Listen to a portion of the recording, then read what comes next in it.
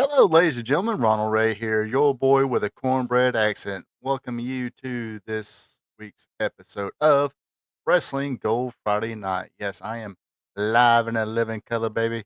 On this Friday night, of course, this is where we talk about the good old days of professional wrestling. Back when wrestling was wrestling and wrestling was real, because damn it, it's still real to us. How's everybody doing tonight? Uh, Go ahead, everybody know that go ahead and get this part out of the way. If you're gonna be out this weekend, be careful and definitely watch your speed. I think I mentioned it last night on the Spot Show live stream. On the site I'm on, there's a road called Westover. Hello, Patricia Smith. How you doing tonight? I appreciate you joining me tonight or joining us tonight, however you want to call it. Anyway, one day, I mean, this wasn't even today. Uh, had like me and me and a dozer operator counted like 5 people who got pulled over. Today we was on site. There was, gosh, I say another 2 or 3 people before noon, and like at least a couple different patrol cars, and of course going up 75 north. It was, you know, this person pulled over, or this state patrol right here has somebody, or just sitting there waiting on people with his little radar gun and stuff like that. So yeah, the popo will be out this weekend, and obviously do not drink and drive as well. Go out and have a good time, but like they say on the lottery commercials, play responsibly. Uh, Talking about the everything here. Let's see. Let's go ahead and do the usual spiel here. If you're joining me live on Facebook Live or on YouTube, hit me up in the comments. Let me know what if you have any memories of anything I talked about tonight. I'm pretty sure there's one tragic memory. I'm pretty sure we all have. Uh, Did not know this is the anniversary of it, but I'll get to that later tonight. Maybe I would have changed my watch along a little bit, but sometimes you just gonna have to roll with it. Uh, but if you're, don't have any memories or feeling a little shy, hey, I dig the hellos like Joe King here. He said, "What's up? What's going on? What's going on, Joe?" And I already said hello to Miss Patricia Smith. I appreciate both of you coming on and joining me in the comments and chats. Yes, I got hello.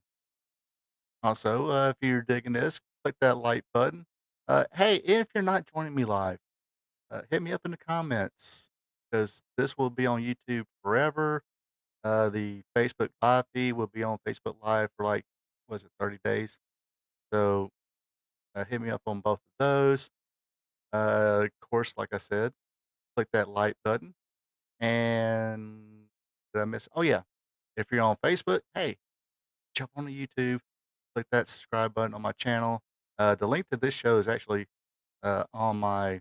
I did post a link to this show, so it has my the logo on everything. Just click that subscribe button. If you're on YouTube and don't follow me on Facebook, hey, get on over there and follow me on Facebook. Uh, did I get everything, or at least that part? Okay. Anyway, let's go ahead. Cheers to all the hardworking men and women who worked hard this weekend or are working hard this weekend. We do appreciate you all. And most importantly, I appreciate me because I appreciate this. So cheers, bottoms up.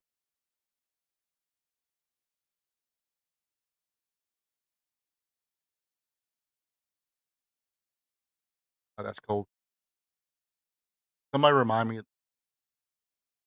one day this week that next Friday before the show, I gotta stop and get beer because this is my last one. Um, so cheers to all of that. What else do I got going? Oh, let's go ahead and do this promo here for, well, not really a promo. On September 27th, I will be joining Cap there, Karen Poole, for a Facebook live stream of the Alabama Georgia game. Of course, they haven't announced a time yet, and as soon as we know, or yeah, as soon as we know, we'll let you know and all that good stuff. So, yes, it'll be on her Facebook page. Um, say hey to her, and if you're on Facebook or on YouTube, um, and click and follow her on Facebook or befriend her or anything you want to. So you'll be able to join us live. I guess it don't matter if you're friends or not on Facebook if you're um if you can see it or not. I'm not sure about that yet. That but I do know a couple weeks ago I about messed up. Okay, this is where I kind of ramble on part. Um, what was it, a couple weeks ago? What did I push? I forgot what I pushed. I think I pushed like have a like business account or something like that for Facebook. And while I was setting up the Facebook thing for the Facebook Live, they said I could because they had a nice little advertisement say, hey, click this, you'll be on here, you can be able to reach more people and stuff like that. I'm like, okay, this sounds pretty cool. So I clicked on it and it's like you gotta have so many follow or you gotta have so many people follow you on Facebook. I think it's like 100. And on this one, I don't have I do got a personal one, but this is my I guess play one, YouTube streaming podcast, whatever you want to call it, deal. Uh, that way, if I say something stupid, family members, friends can be like, "Oh, that mother, oh, that one."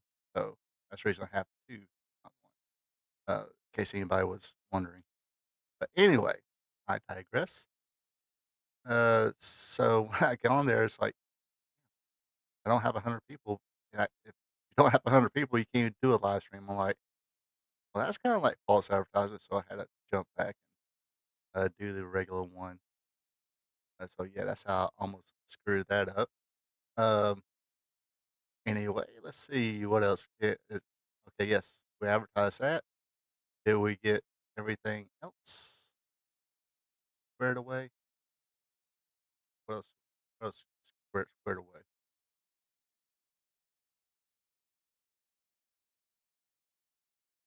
PSA,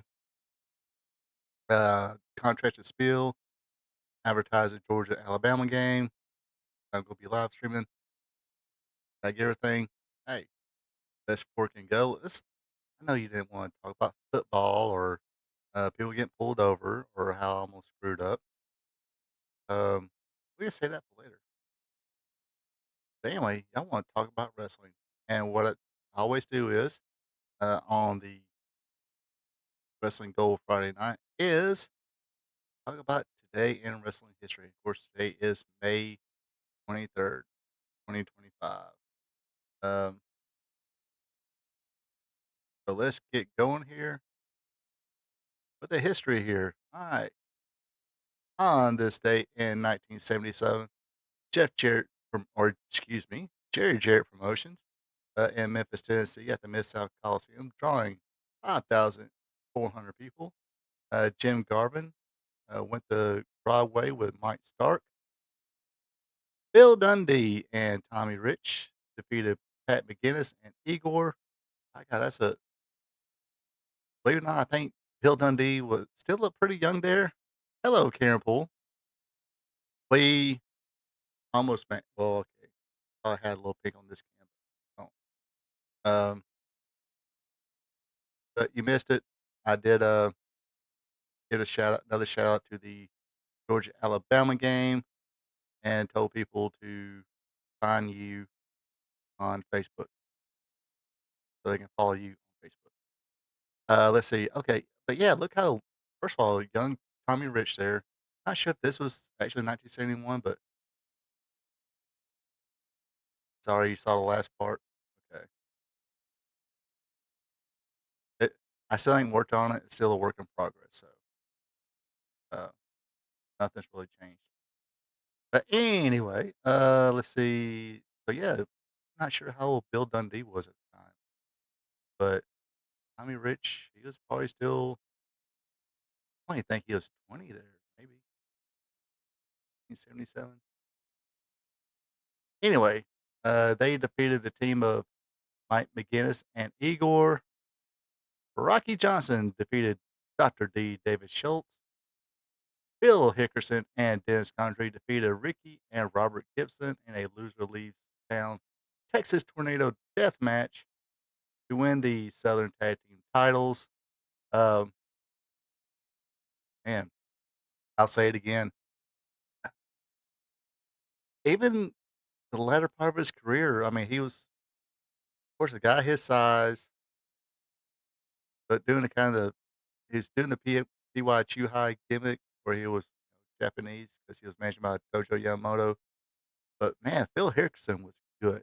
I mean, yeah, it looks like we have a few months, but yeah, a few months. I keep forgetting this only, but a few months to go just like that. I'm just astonished that it's almost June. But anyway, yeah, Phil Hickerson, guy his size. I mean, I've seen like older. I've seen like one tape with Dennis and Phil Hickerson against a couple people. I think they were just handsome guys, but they're pretty good. Let's see. And in the main event, Southern champion Jerry Lawler defeated Mr. Wonderful Paul Orndorff.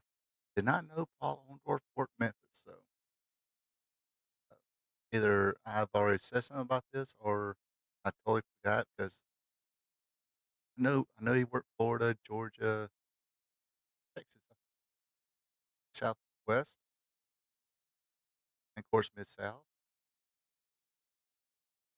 Did not know he worked Memphis. Anyway, on this date in 1978, the spoiler Don Jardine defeated Jack Briscoe to win the Florida title in Tampa, Florida.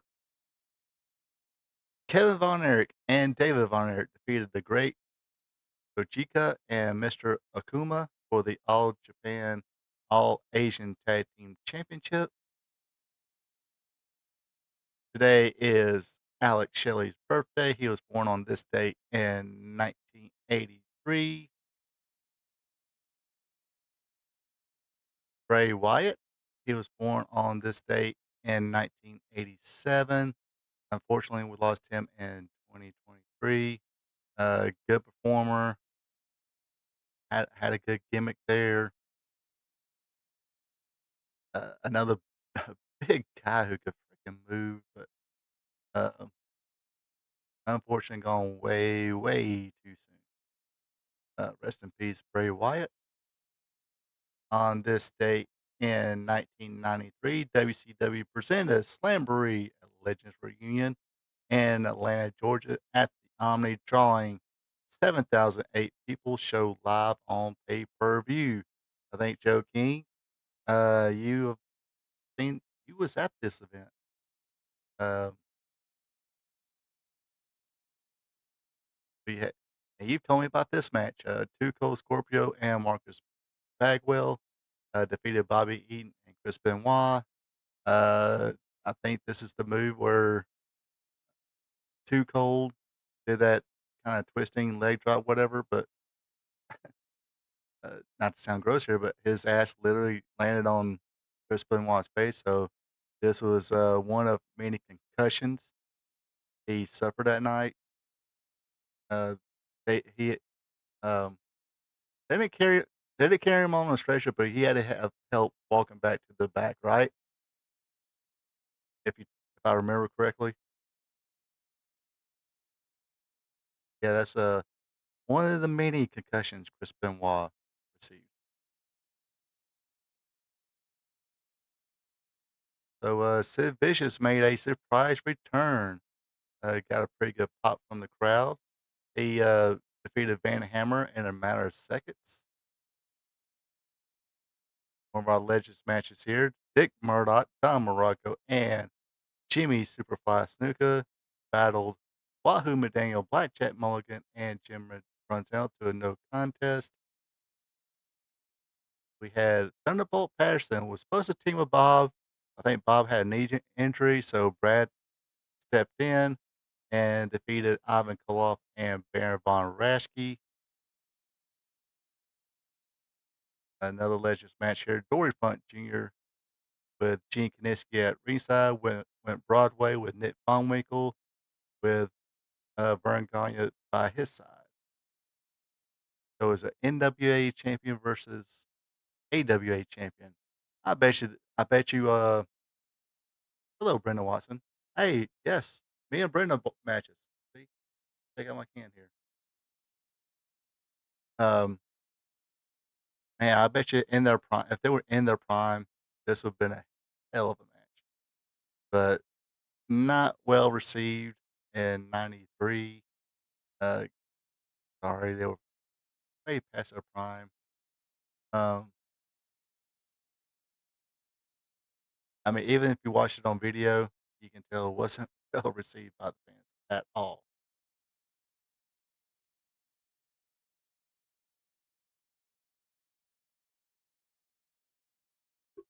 Guess I'm very thirsty. All right, Rick Rude and Paul Orndorff defeated Dustin Rhodes and Kensuke Sasaki.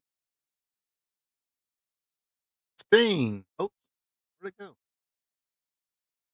Here, okay.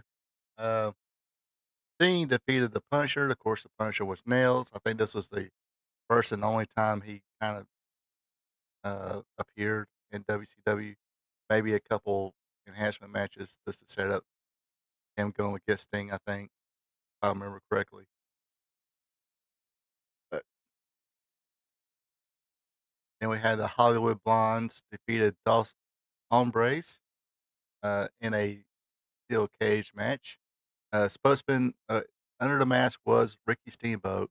Supposed to be Shane Douglas in the other mask, but some reason Shane Douglas couldn't make it, injured or whatever.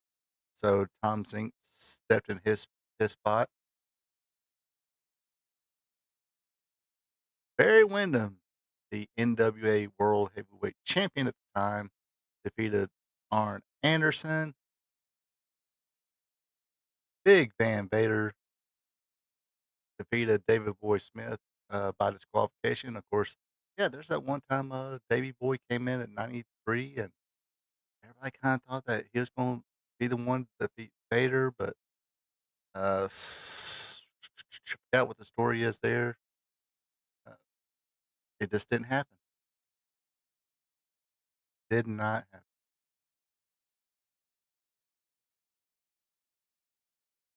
Of course, part of the show, we had uh, lot of legends being called out. Ole Anderson, The Assassin, Jody Hamilton, Ox Baker, Red Bastien, James Blears, Crusher, Famous Moolah, Greg Gagne, Vern Gagne, Bob Geigel, Stu Hart, Madam T.A., Bugsy McGraw, Don Owen, Dusty Rhodes, Grizzly Smith, Lou Thesz, John Tolos, Maurice Vachon, Johnny Valentine, and Mr. Wrestling number 2.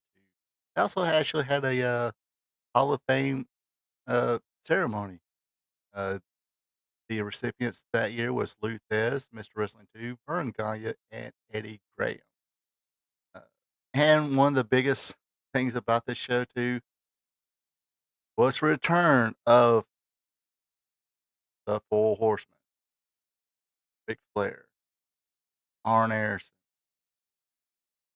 Ole Anderson, and Paul Roma. Oh, man. Yeah, that go over like a fart in church. I don't know. I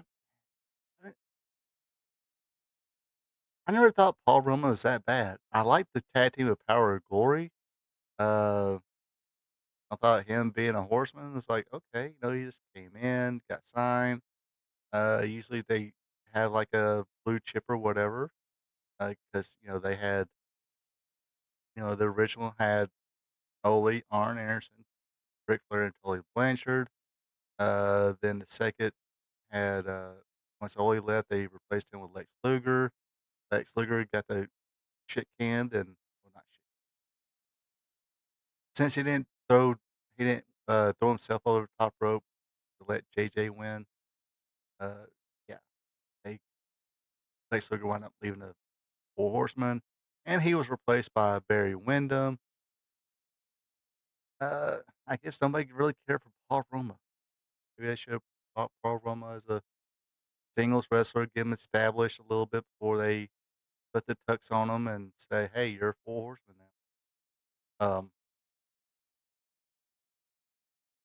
And, I see, going from Tully Blanchard's shoot interview, they did ask him to come in, and he gave them the price or whatever, something, I guess some miscommunication or, uh, they weren't willing to pay or whatever, and therefore, heck, they didn't send Tully Blanchard a plane ticket. Uh, so that's why there was no Tully Blanchard. I think the original idea was to have Tully Blanchard there, but, do wanna get paid, you know? So, no Tully Blanchard. Tully Blanchard was replaced by Paul Roma. Tully Blanchard would the original 4 Horsemen right there would've definitely, got the probably got the biggest pop of the night besides I think if I remember correctly, somebody said besides Sting, Sid Vicious got the biggest pop, but yeah, this is one of those, WCW being WCW moments where they just put Paul Roma in there. Um,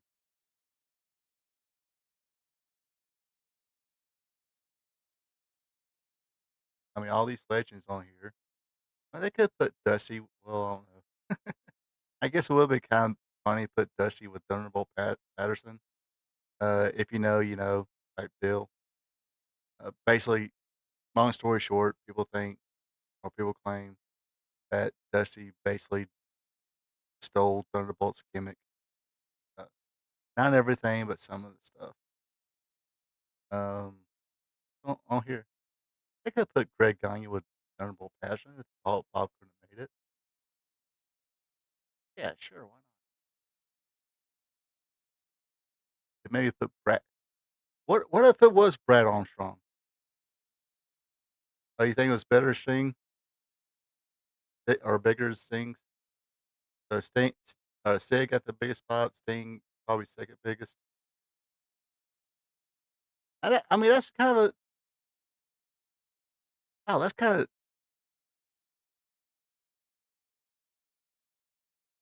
Do you think? Let's ask a serious question here. Let's take a little pause for the calls. Well, not pause. And ask seriously. Do you think if they had announced Brad Armstrong being the new fourth member of the Horsemen would have gotten over better than Paul Roma? Because I mean, especially in Atlanta, Brad Armstrong was always a babyface. I mean, of course, he would wind up teaming with. Okay, we're back on. But yeah, I'm trying to find a place to put the bottle. I mean, because right here, the Horsemen wasn't really heels because they wound up being Paul Roman team with Arn to go against the Hollywood Blondes,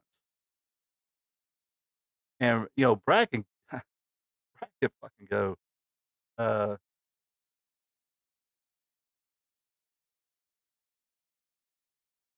Uh, yeah, I mean, Brad always kept in great shape. Um, yeah, every bit. I mean, I'm not sure how tall Paul. I mean, it does at that point it doesn't really matter, but I'm pretty sure he would gel well better with Arn Anderson since they have worked together before. He, if you listen to Arn Anderson's podcast, um, maybe I'll do one of those Ask Arn things. But anyway, somebody else's podcast. Anyway, um, that's kidding. But yeah, because if you listen to Arn's podcast, anytime somebody mentions Brad Armstrong, Arn Anderson's got nothing but you know, good things to say about Brad. He I will admit, I guess everybody will admit that his biggest weakness was getting on the mic. But, at this point, he wouldn't have to. Um, to totally been to well, not totally, but totally there. But Tully didn't he didn't got him to ringside or anything like that. But maybe there would've been a little bit better chemistry between Brad and Arn, and maybe the fans were like, "Okay," because fans at that point that I want not to say that wasn't smart fans,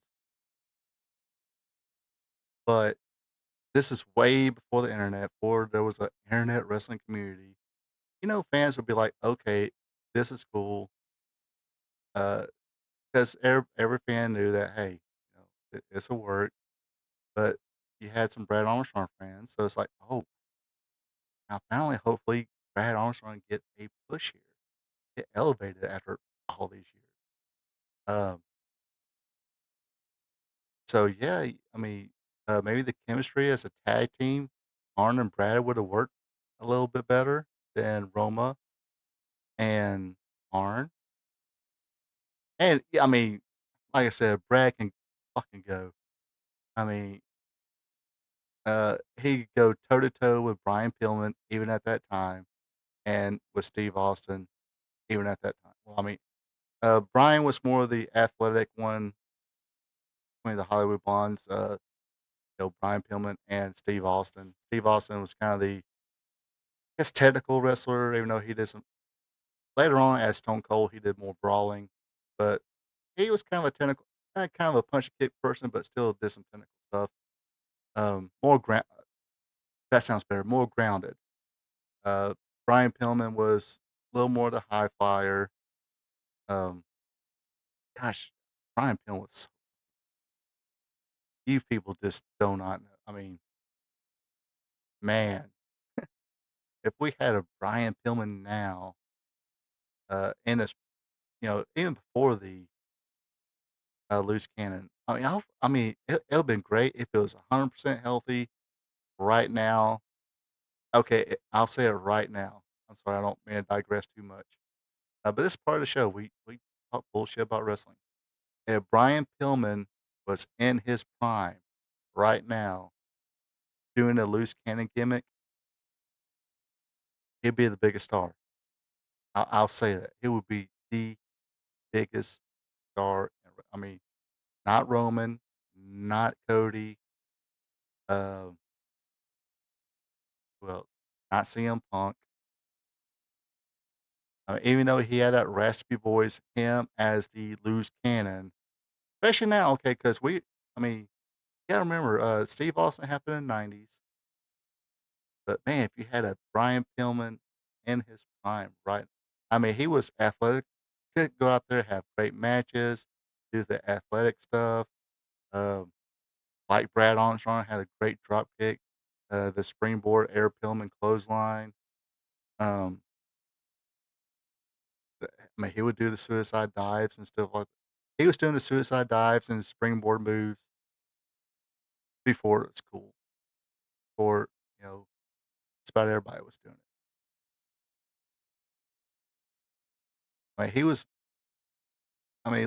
let's face it, the greatest pure wrestler, uh, in the last, let's say, 20 years maybe, can be arguably said AJ Styles, right?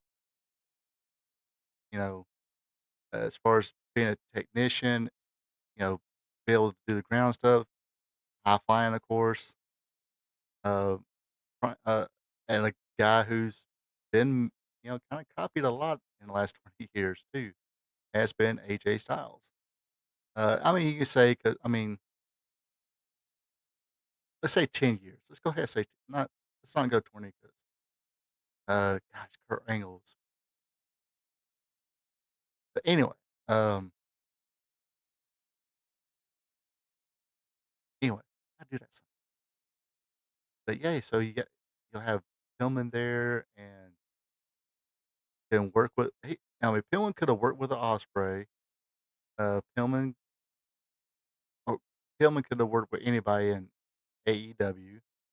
It's just unfortunately just I wouldn't trust AEW where they lose Ken Brian Pillman. I trust Triple H and his writing staff, and I'm pretty sure once Pillman got over, he can just add it because he was a creative person as well. But man, we should do it. I should do it like a they call it fantasy booking thing. Wrestlers from yesterday against some of the wrestlers of today. Like, I mean, let's go ahead and say it. Brian Pillman versus AJ Styles would tear the house down. Uh, Brian Pillman with Finn Balor. Uh, I just mentioned Brian Pillman. Brian Pillman with Cody. Brian Pillman with a Roman. Brian Pillman. Brad Armstrong. I meant Brad Armstrong against Finn Balor. Brad Armstrong against Brad Armstrong against anybody. He would have a good match with. He knew how to adapt.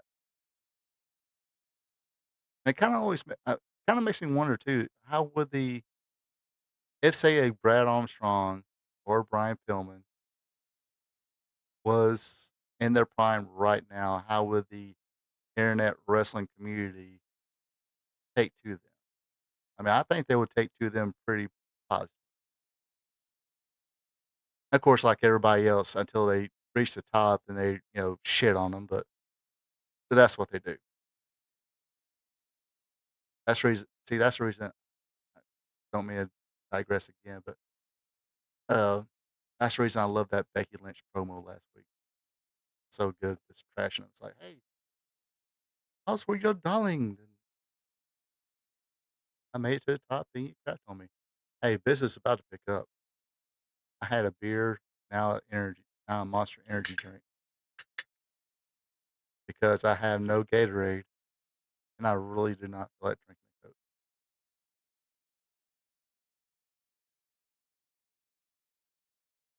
But anyway, I digress. People. That's why I do. Anyway, let's continue on because this is going to be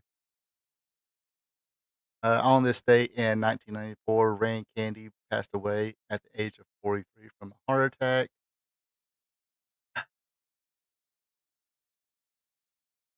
And on this date, and this is a day I remember,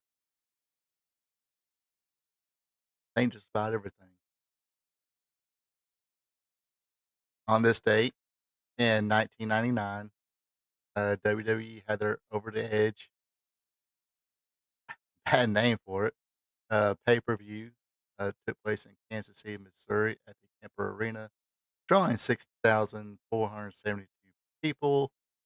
And of course, this is the night that Owen Hart doing the uh,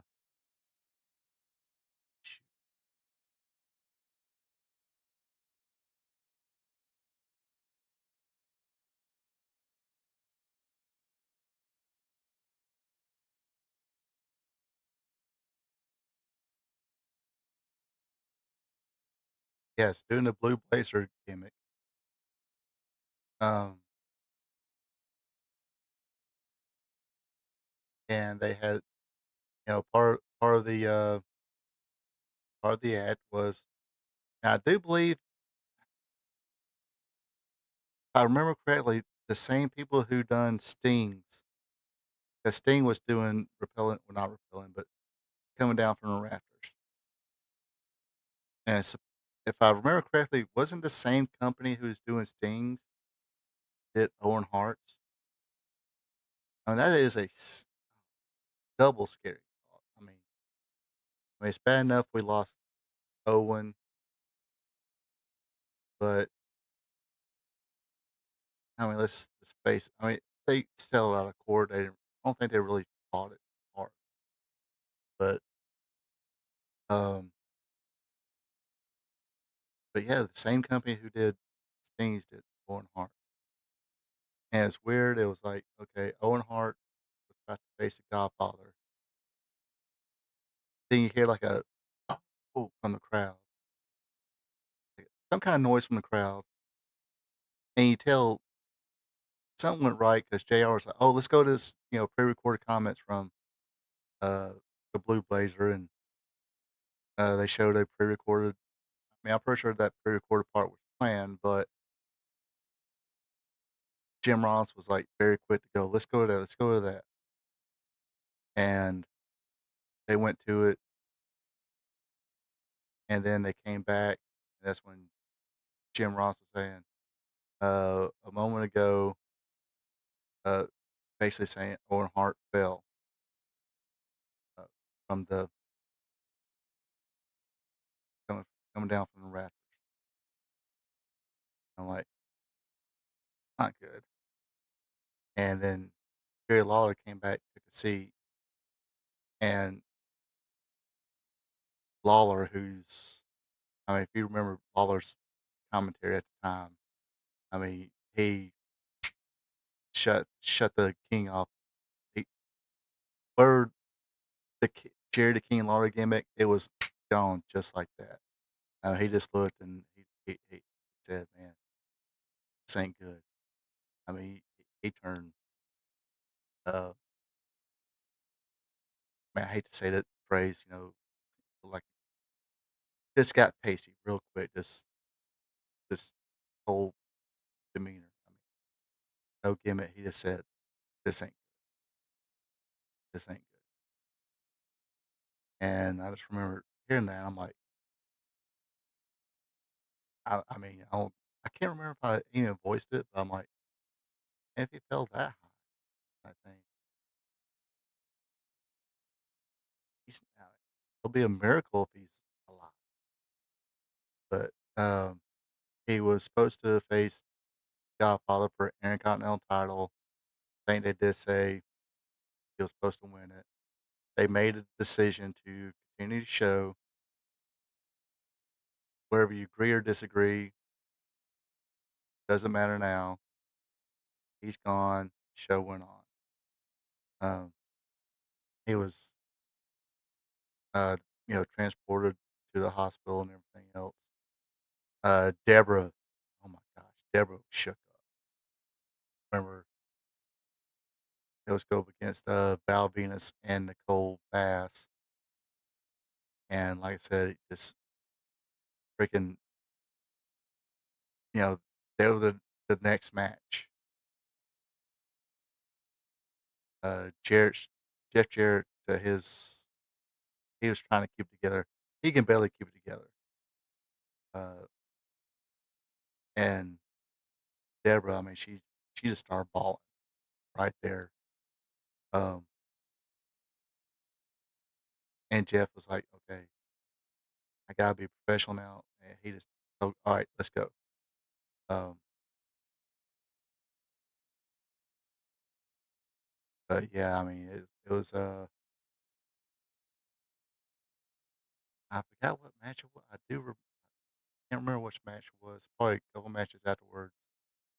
Jr. finally or Jim Ross got on uh, they showed Jim Ross and said, "Unfortunately, folks, I get or sorry, folks, I gotta give this fortunate news, but Owen Hart has passed away."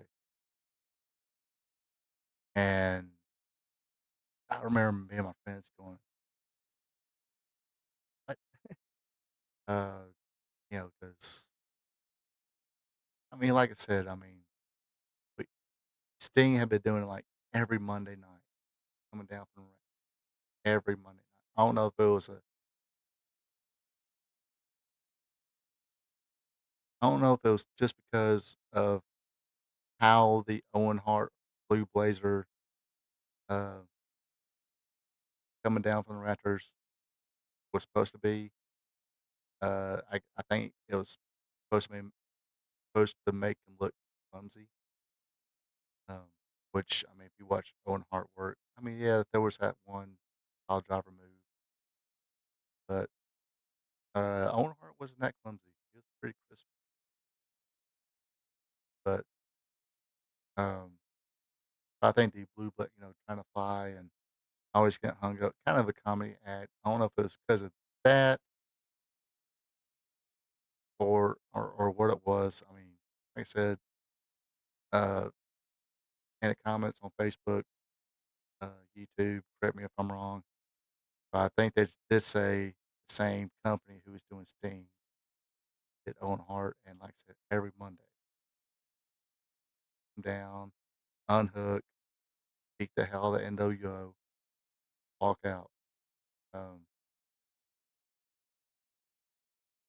but yeah, then the next night they had the Owen Hart tribute, um, and a lot of the, I mean,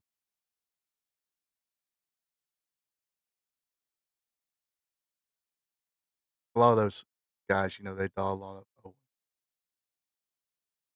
you can almost tell who, um, like in celebrities and stuff like that. Sometimes who are not the a holes, assholes. Bring up there's the fact Christopher Reeves, um, when he had his horse riding accident, there was a lot of support for him in the Hollywood community, and then when he passed away, um, again, a lot of love from the Hollywood community. I mean, the guy was only really ma mainly known as Superman. Um, I don't think he had, like, ever had a huge but everybody who was ever around him liked him, loved him. I think the same thing is said about Owen Hart and a lot of, like, Bray Wyatt too, that I mentioned before. Uh, I mean, just people who just not jerks, not assholes. Genuine, just good, genuine people that people like, cannot say a bad word about. Uh, Owen Hart was one of those. To me, Owen Hart, from what I can see, I never met the guy. What I can see, Owen Hart was one of these guys who, just a good dude. Like to pull his pranks, or like to pull his ribs, have fun, uh, and people think about it now. See, this is '99, so you had 2 more years. Within 2 more years, um, which Owen Hart was still been working there because I think he was on like a 3 or 4 year contract, and of course, this is after he died and everything. I think his wife Martha said that his plan was break in, get their life paid for, the house, the dream home, and all that paid for. Then he was out. He was done. But you know, within 2 years of that contract, you had Benoit, Malenko, Eddie Guerrero coming in. You had the buyout of WCW, which would bring in Lance Storm, Booker T. Even though he wasn't pushed, Chris Canyon was a hell of a I thought he was a pretty good wrestler at the time. Um, and I know he had. I mean, who else talked to you about this? I mean, I know I hate to I do this often, but I've mentioned before that probably the one wrestler really who was hurt worse and or as far as career wise, in the um, when WWE bought WCW. I mean, a lot of people who were there were already established. The Lex Luger's, the Sting, even Booker T. He was already a 5-time world champion.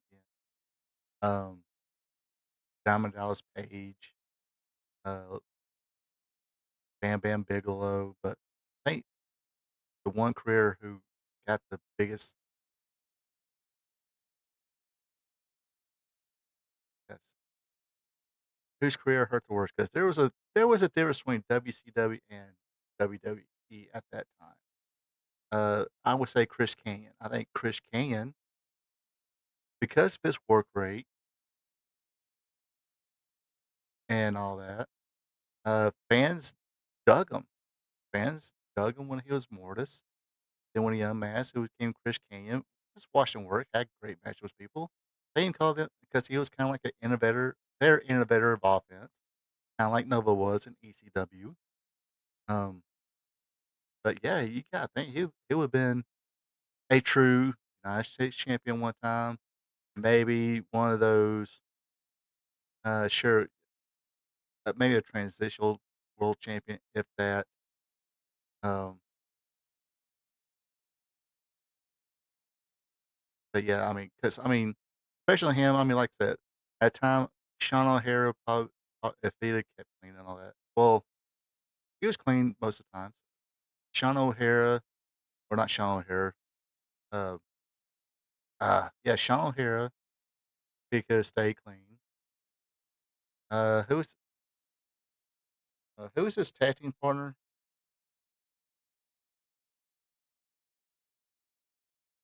Or Mark Jindrak. Mark Jindrak. Is that right? Uh, Mark Jindrak would have been a big star, of course. Um,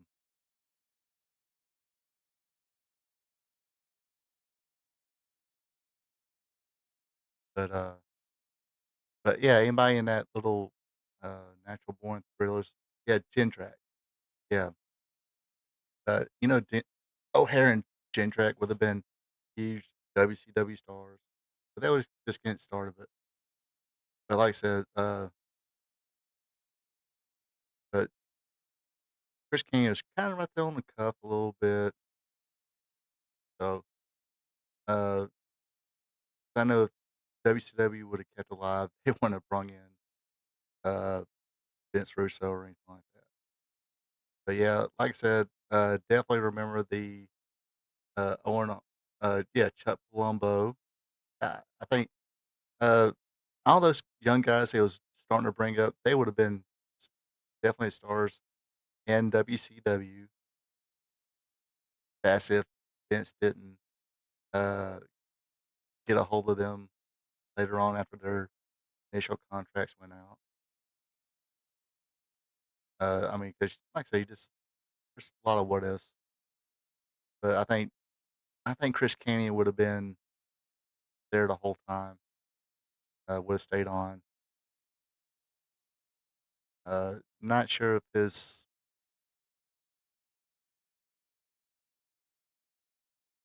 Hmm, I mean, maybe in WCW when he came out, because he was been there surrounded by friends. So and friends who probably like, yeah, we like Raven. I think Raven said it. I think Page said it too. It's like when he came out to them, it's like really shocking me, bro. Uh, uh. Anyway, they go into their usual conversation. Like, I'm cool with it. No big deal. So maybe being surrounded by friends mentally, he would have been able to keep it together and everything else in WCW. Like I said, the Owen Hart thing. I mean, that kind of that did rock. I mean, not a star, but not Stone Cold or anything like that. But that's the one, man, that shook every wrestling fan to the core right there. Um, because he was pretty good. The WrestleMania 10 match with his brother Brett was awesome. Um, just wish they would have pushed him a little bit better. Especially him having to he should have had like a long standing feud with DX as well. Not part of the nation, not had to, probably not even have to be in that blue place again. Of course, this is my opinion, but for whatever reason, you know, uh,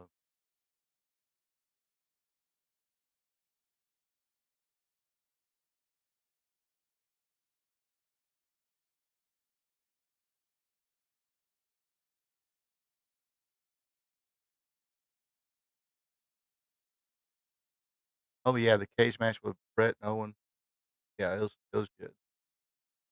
But, yeah, those guys could just have good matches. But, yeah, rest in peace, Owen Hart. But always, there's a day in wrestling or a non-wrestling moment really in wrestling that, happens, I guess uh, this is an a stunt that went wrong, unfortunately. But yeah,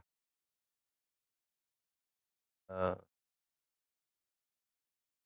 yeah, this one, you just don't forget where you were at as far as wrestling. We heard about Owen Hart and we heard about Chris Benoit. Um, Benoit family tragedy, however you want to call it. But yeah, like I said, rest in peace, Owen Hart, Ray Candy, Bray Wyatt.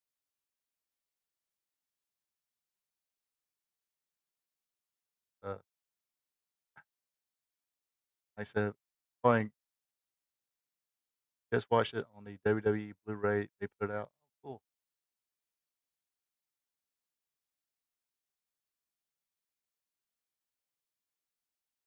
Yeah, I mean, I understand. I don't know. I don't really want to say anything bad about the lady because I don't know her. It just looked. What was it, a couple years ago? Uh, Not last year's Owen Hart tournament, but the one before that in AEW when she came out and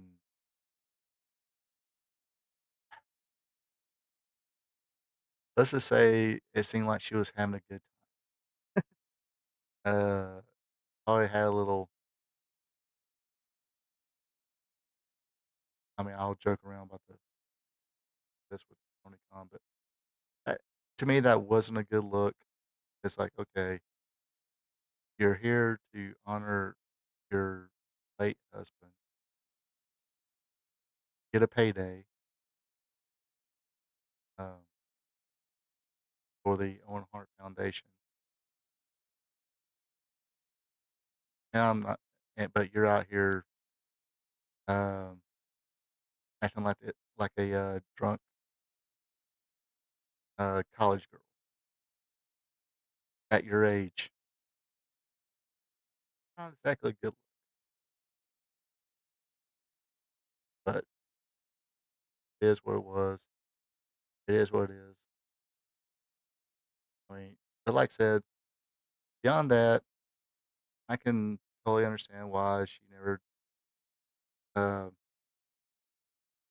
wanted Owen Hart to be part of the WWE Hall of Fame. Um, I even think it's like, because Triple H was kind of that in between guy between Vince and Bruno. I think I like to think anyway.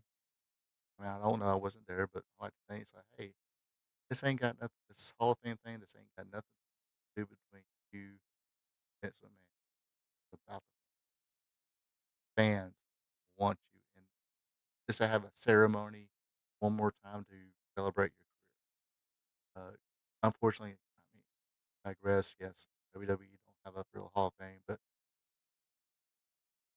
even now, people like to see at least that at one time to kind of uh, give you one more round of applause and cheers. Give a nice little speech, hopefully. Um, yeah, I really don't either. Since I mean, especially at that time, I mean, who? I guess Christian was there. I guess he knew Owen, but beyond that,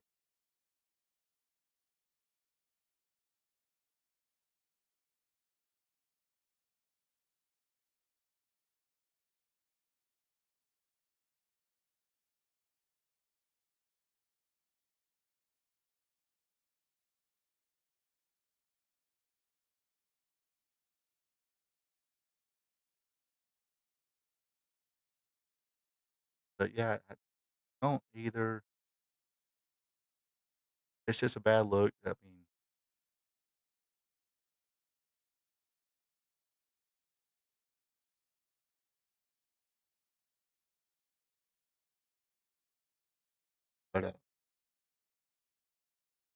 but yeah, this seems like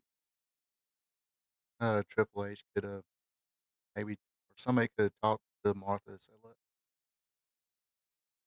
this really has nothing. It's about Owen and this Hall of Fame thing is one show uh, where fans can at least see you in spotlight one more time, celebrate your or celebrate the career of your um, fortunately deceased husband one more time." But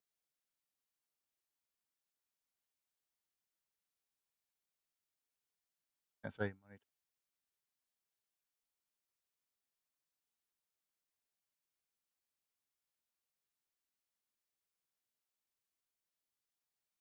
I mean, they could. I mean, somebody could have gave her like a Legends. Gave her. Gave Owen the Legends contract, but in her name. Had Owen Hart in the games and stuff like that. Maybe hurts out.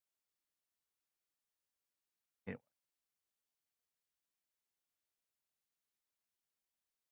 it is what it is. Um,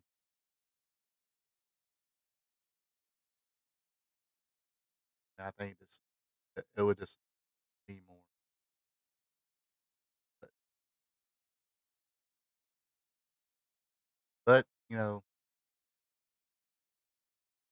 deep down, just kind of say understand at this point. She had to, have her late husband's name involved in wrestling again. Guess it wouldn't be for WWE.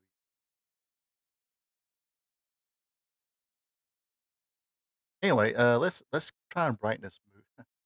Let's try and brighten this mood up a little bit, shall we? Uh, let's get to our watch along.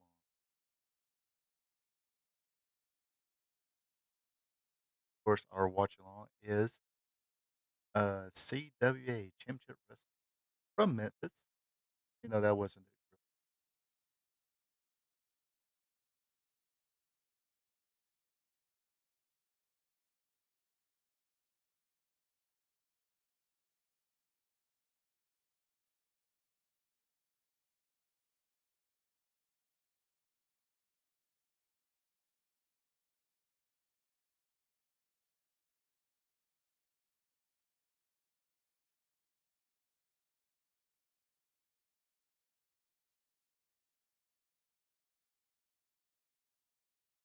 Of course,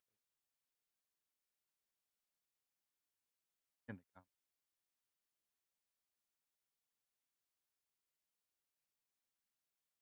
And of course,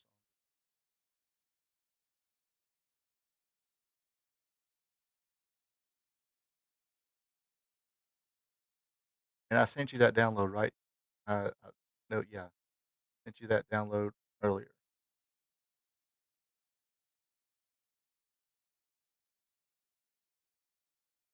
So when everybody's ready, of course, like I said, uh, any kind of memories of Memphis, you this or at this country, and remember this angle.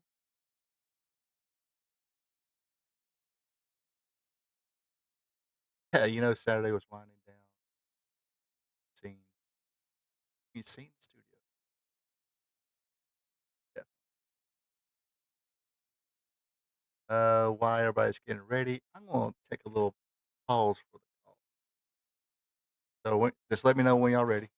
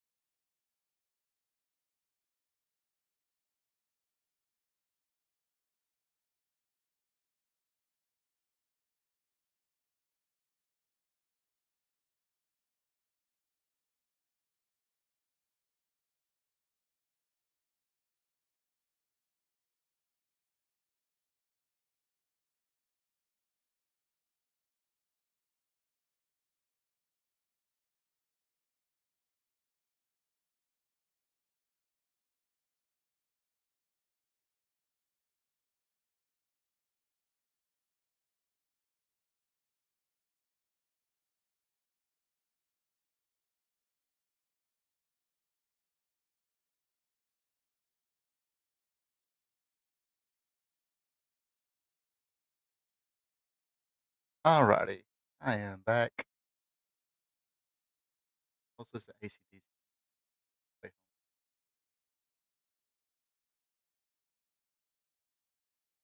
I'll quit singing now. This ain't karaoke night. This ain't karaoke. Making sure I am not locked up like I was last night. So here we go. We ready? We are so 5, 4, 3, 2, 1. Press play now.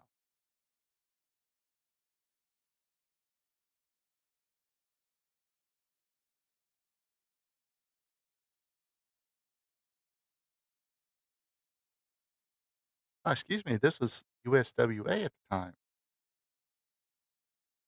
Hmm. Tell you how well my flipping memory is.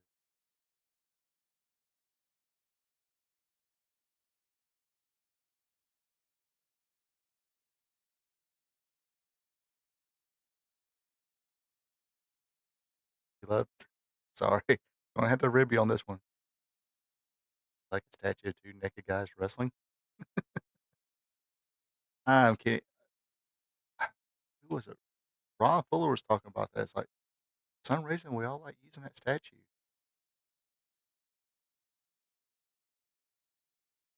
He used that. Actually, I was going to use that for my intro. The the fanciest, not so fancy, cheapest intro in the world.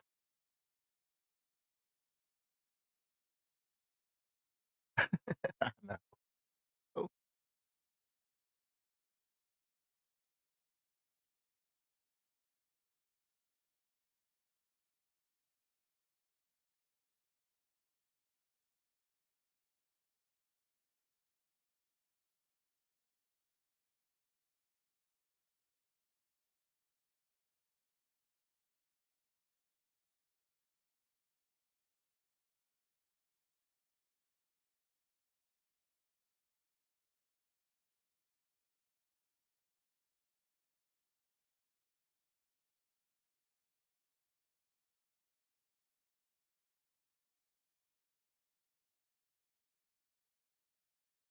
so yeah, Lance Russell. Yeah, Lance Russell was working for WCW at this time.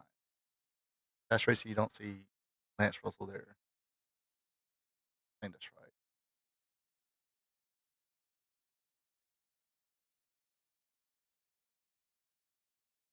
Eddie Long, I think, long time matchmaker.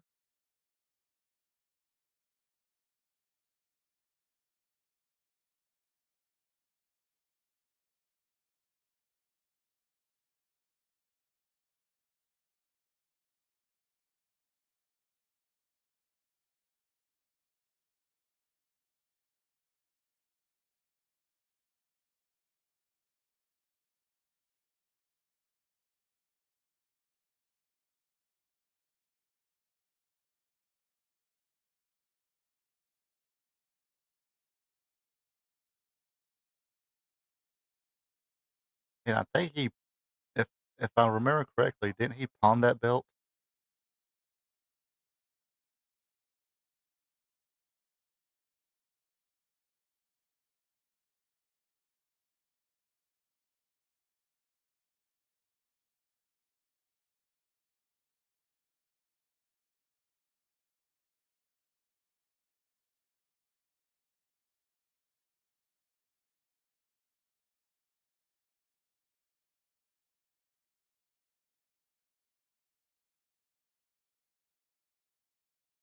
Yeah, I mean, I don't know how true that is,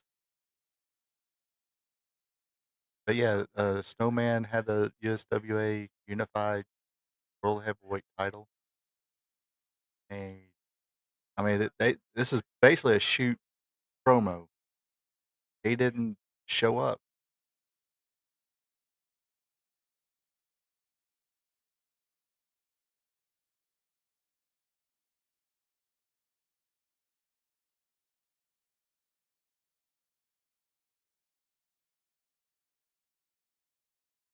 So not only was Vacant the unified champion, but Vacant was the tag team champion.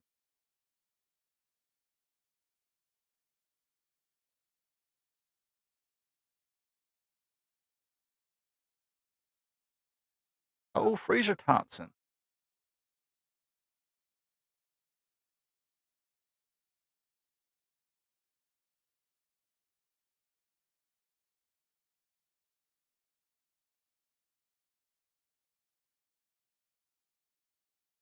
Oh,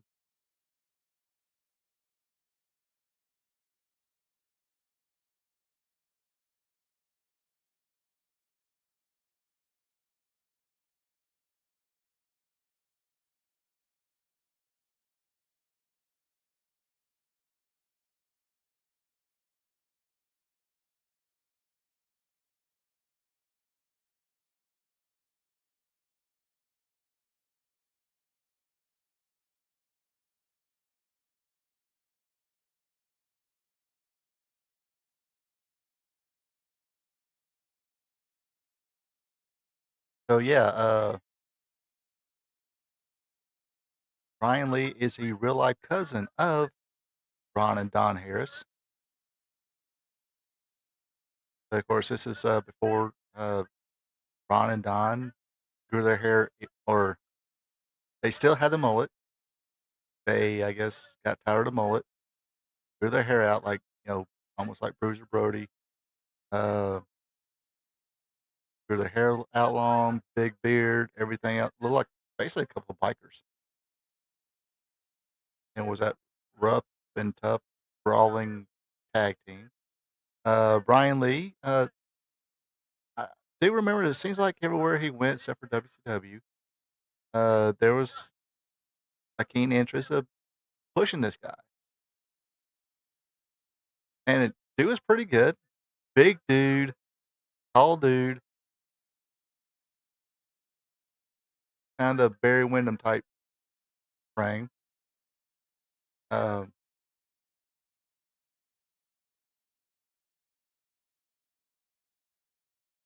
I think he was tag team with the Tennessee stud Robert Fuller. Was he? Yeah, of course, he was the Undertaker. But before that, he was in Smoky Mountain. They got pushed there. I think he had one match in one or two matches in WCW.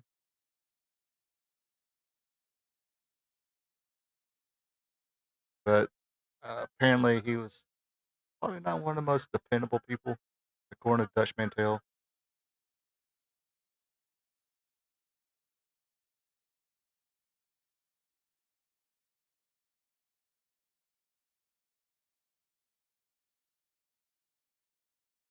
I think Ron went to Continental at one time. Was called Ron the Stomper Harris.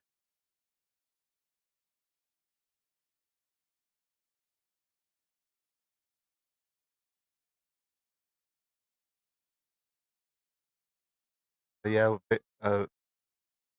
eventually went to WCW or WWF. Became the Undertaker. Ted DiBiase's basically Undertaker lost a casket match against Yokozuna, or no, was it a casket match?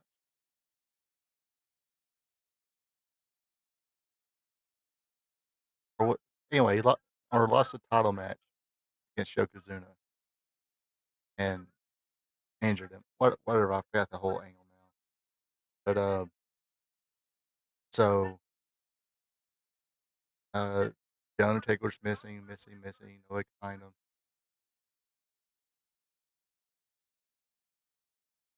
and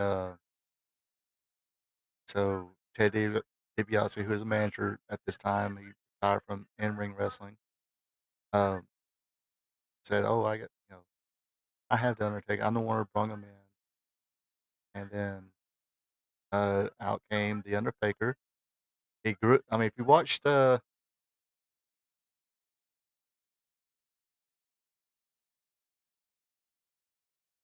so yeah, it was a casket match, the Royal Rumble, and came back to Survivor Series.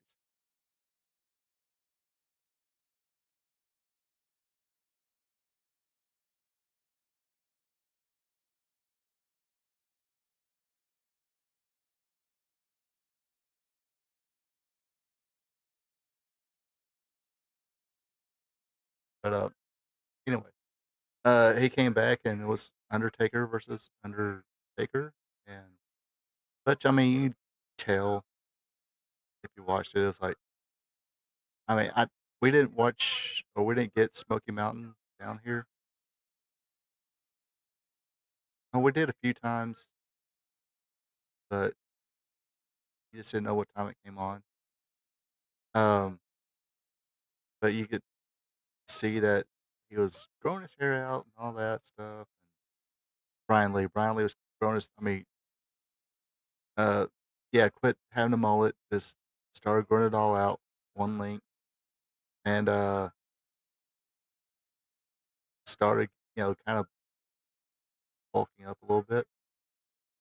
Yeah, Leslie Nielsen was uh, from, Naked Gun, was the, detective looking for the Undertaker, but yeah, you can kinda tell it was Brian Lee.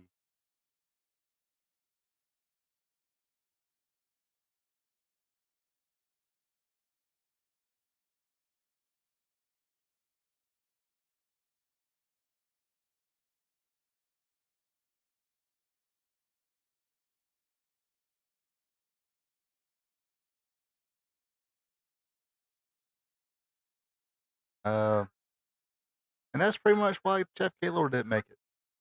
Uh, like, big dude, look body-wise, $1,000,000, but I apparently had a couple loose screws, I guess. Supposedly he attacked, Eddie Gilbert, like, shoot fight, attacked him, when they were in Gullible.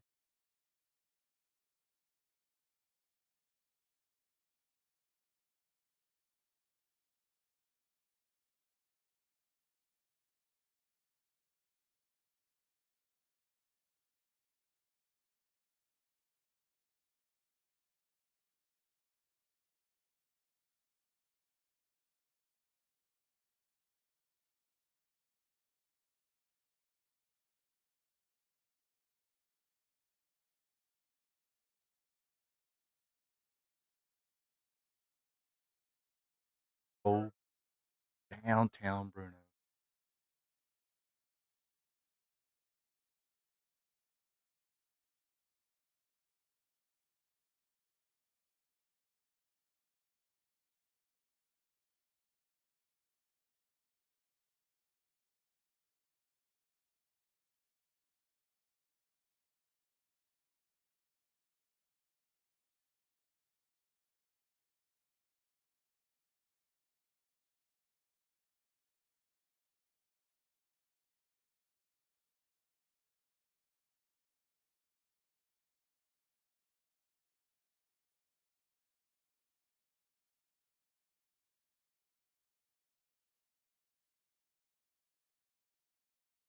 In reality, South Georgia, if you're around the Nats, hey, if any of you people from South Georgia or been there, you know what I'm talking about. Nats, you do like this the whole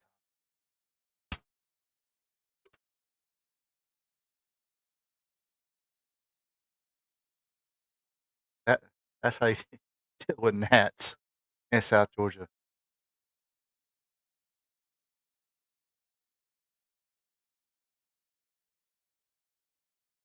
Oh, Frank Morrell, the Angel.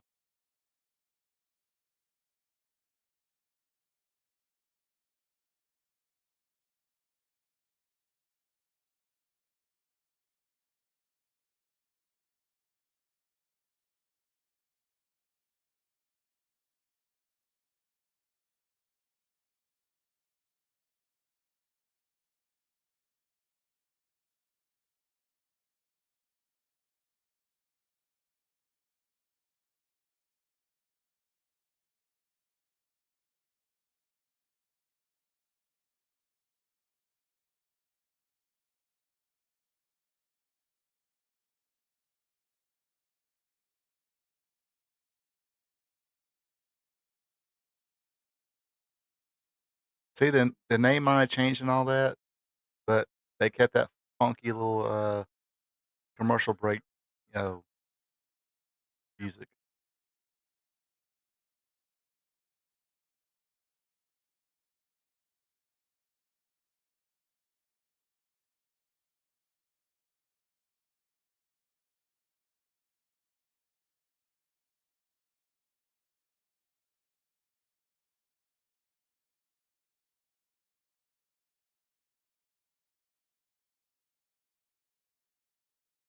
Damn, they attacked Frank Morrell.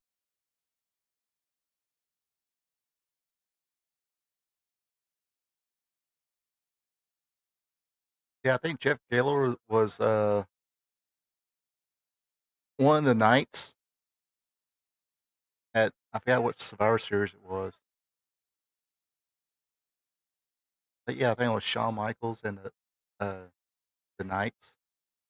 Gets a gift from Jared. Got the whole uh, angle and all that.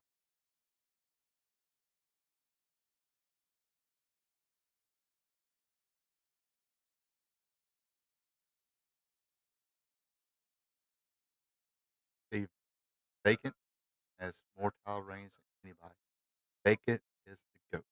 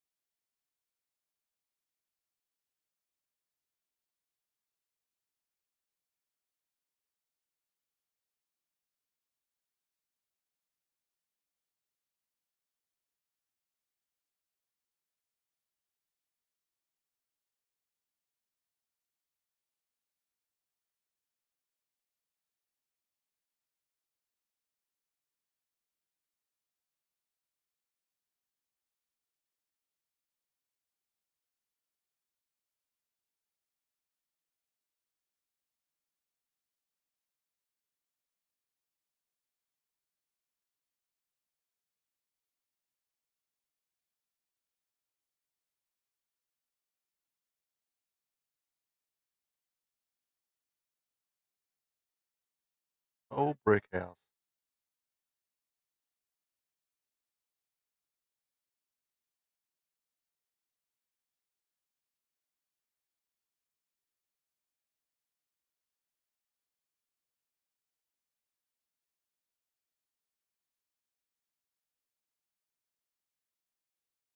Sound right.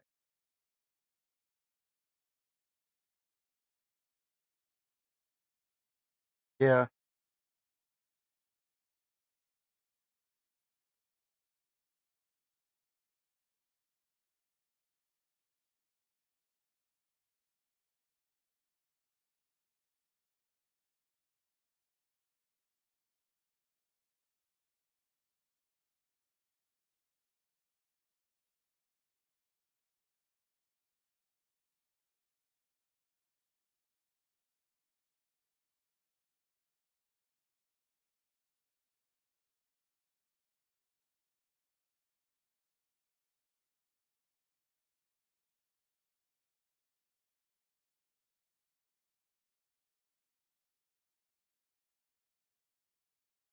come on. Where's Jeff? Where's Jerry Lawler?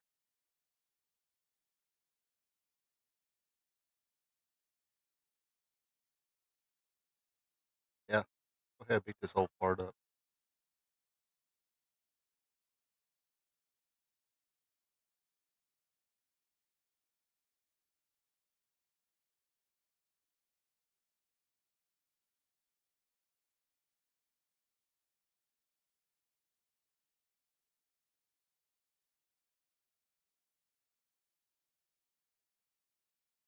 Yeah, I mean that always, you know, I actually every now and then, but like you say, attack them before the match, cheat the wins. I, I mean, of course, this the snowman thing, eh, kind of couldn't help us. Can't help it. Somebody don't show up, but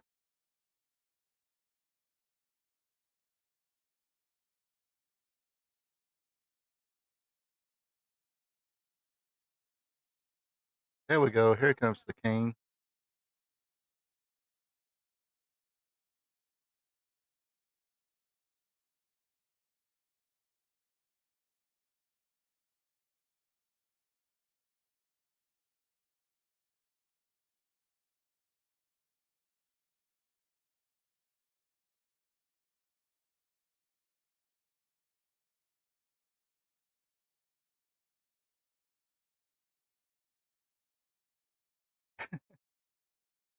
And if you wanna watch an entertaining shooting review, and and especially the part where he kinda explains why there's a few times he didn't no-show, check out Brickhouse Browns.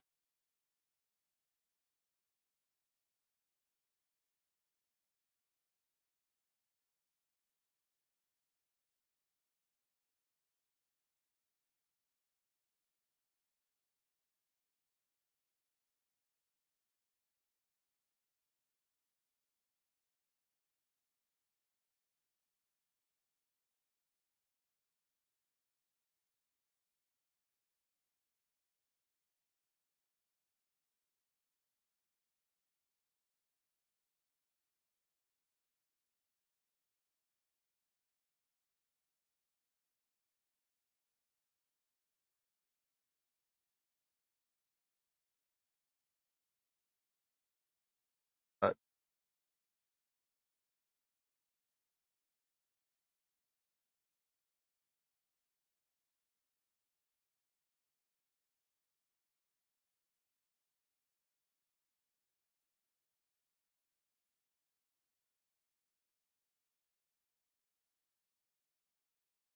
he gonna bust that head.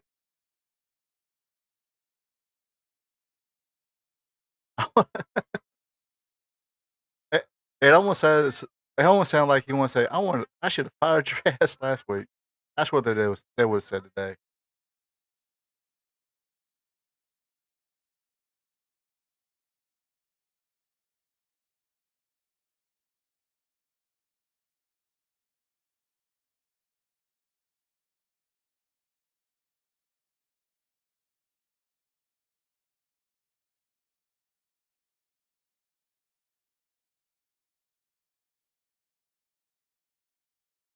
And here's our how good was Eddie Gilbert back in the day?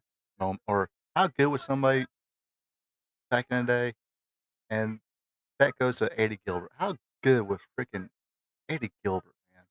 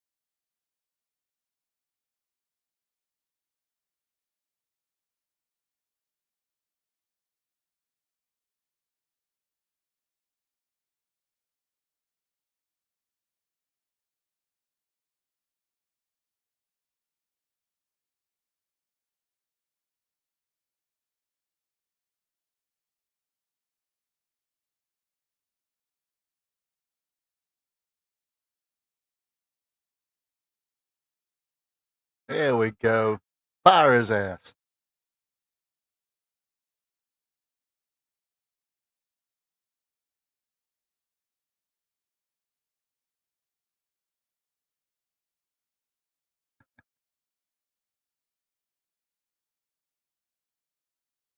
Get y'all's asses out of here.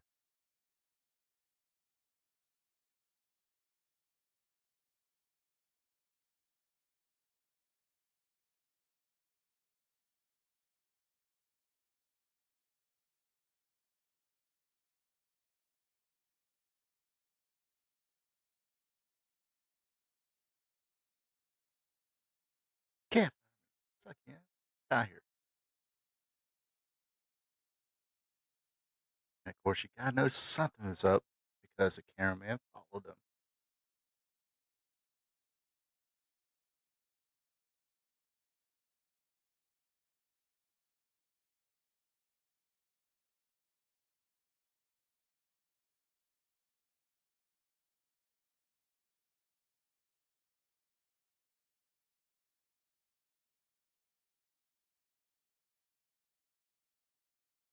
Well, they're shoving now. Old man ain't taking.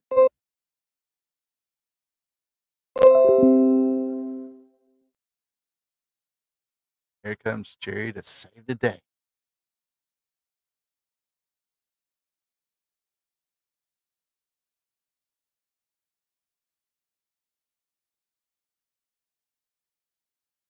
Oh, I mean, oh my gosh. Yeah, I mean, that still looks pretty brutal.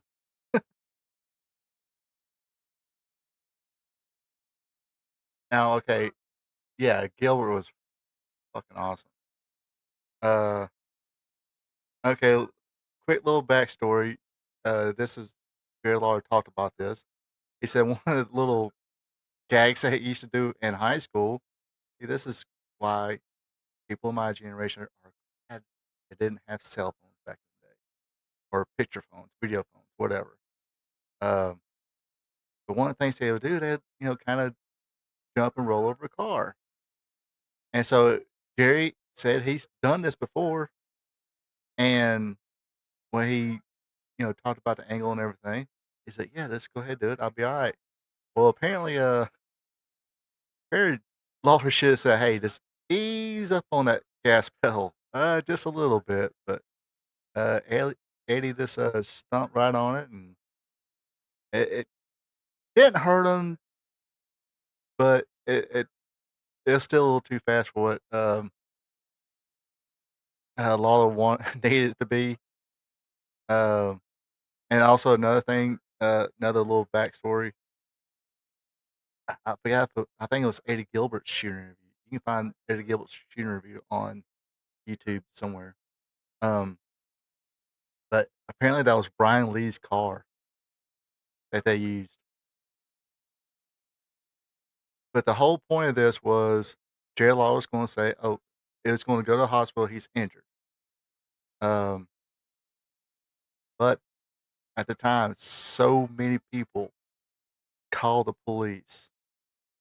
The,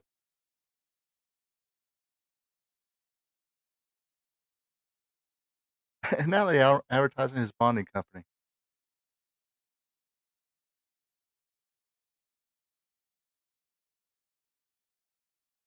So Snowman was a bounty hunter or bondsman. But anyway, I digress. But yeah, um, yeah, Hill Bell's bondsman. And supposedly he pawned that title. That's a good looking belt too.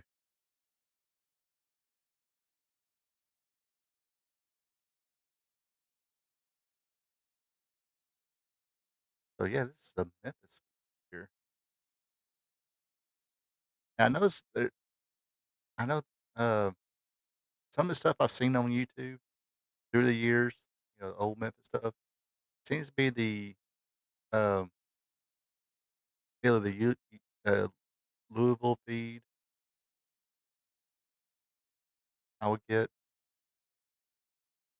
or I will see, not the actual Memphis, or the wherever that town was they did Indiana.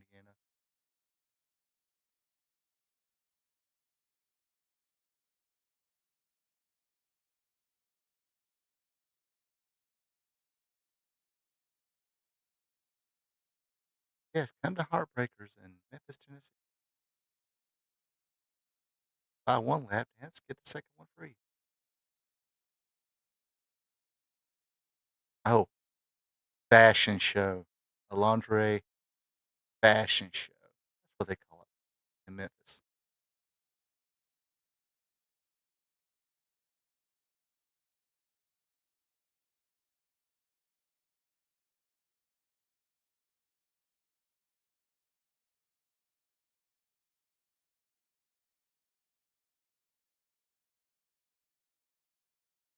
The Showboat Hotel, you know,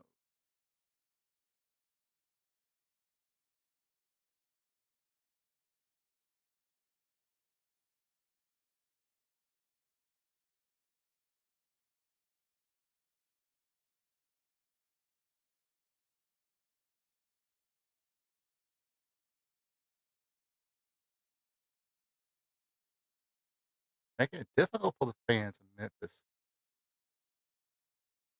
Why y'all do that? Doing that?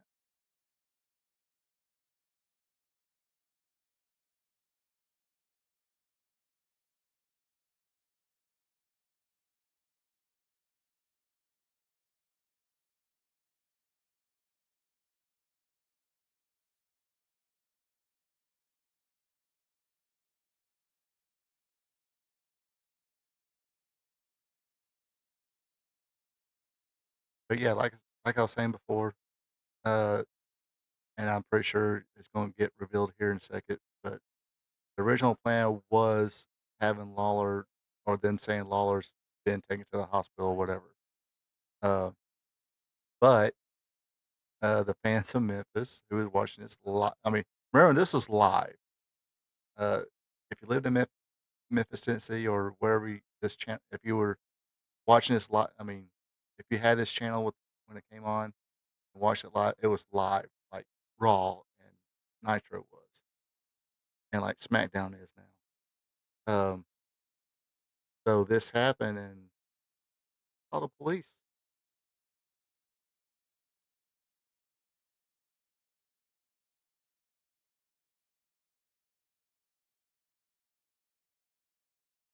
No chance, no challenge for the USW Tag Team.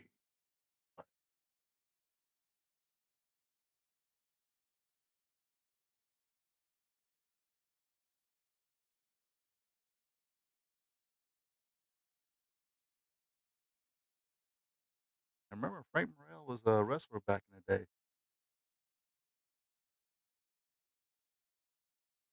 Wrestler as a French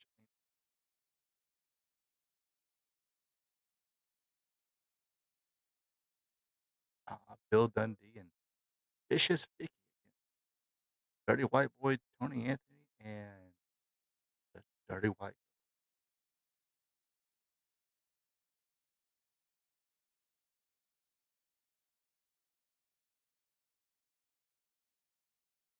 Ultra Crush.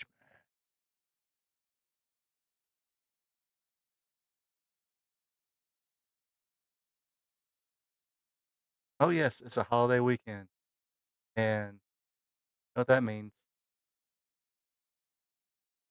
It's even though it's not exactly Memorial Day, it's Friday before Memorial Day.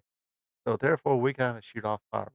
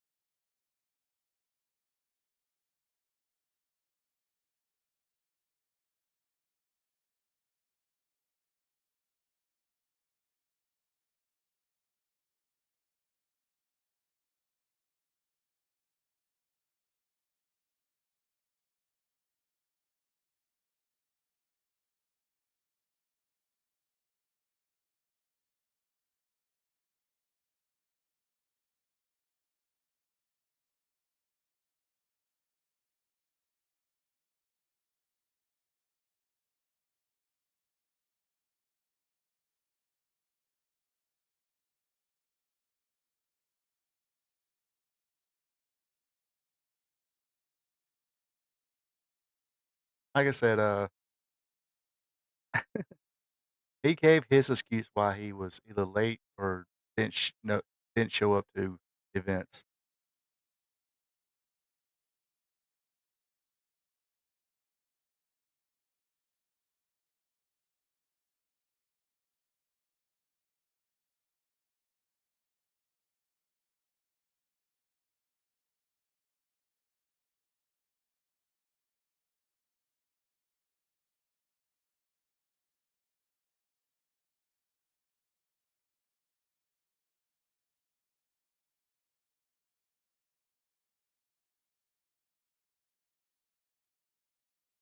Brickhouse can fucking rap, dude. Brickhouse can fucking go on that mic. He was okay in the ring.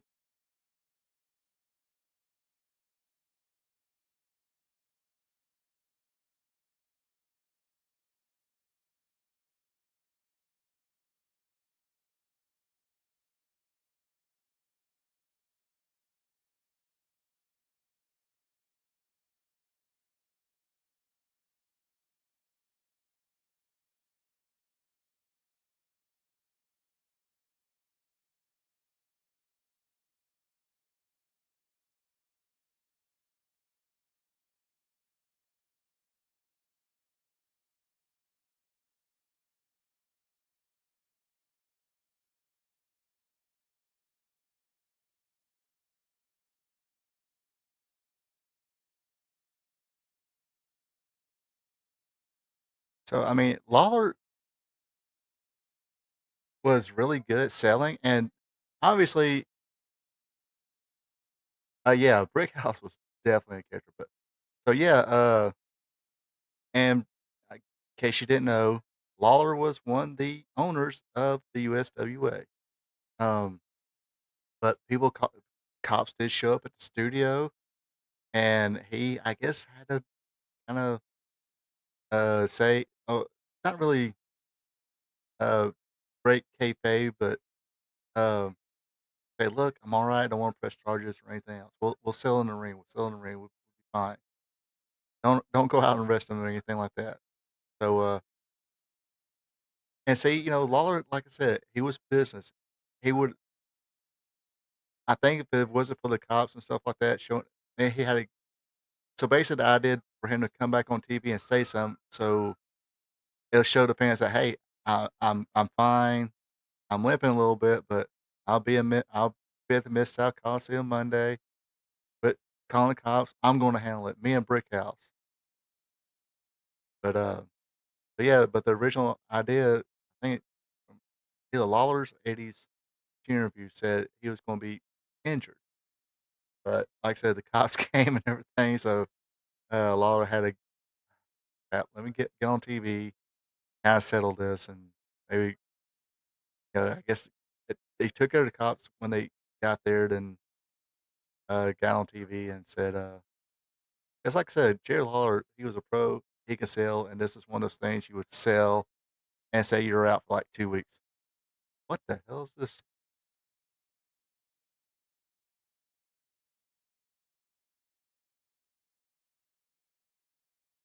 "Can't fight, can't fight, can't fight."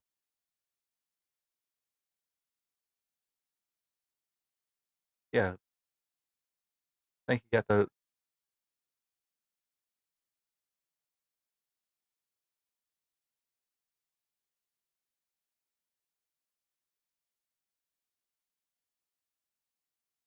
yes, I think that's, and,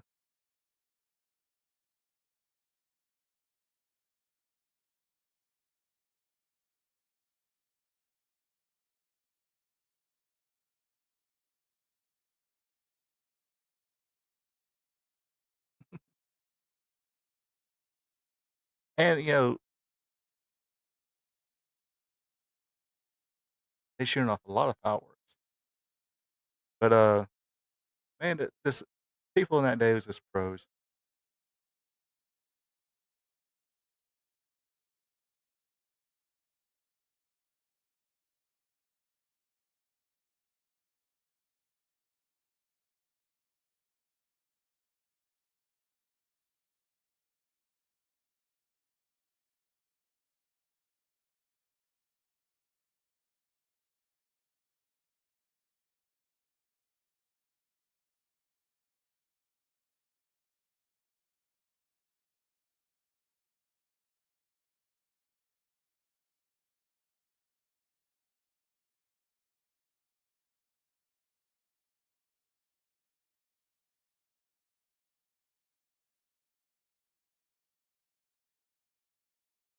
I mean, I remember when I first got the network and watched the old Mid-Atlantic, television programs.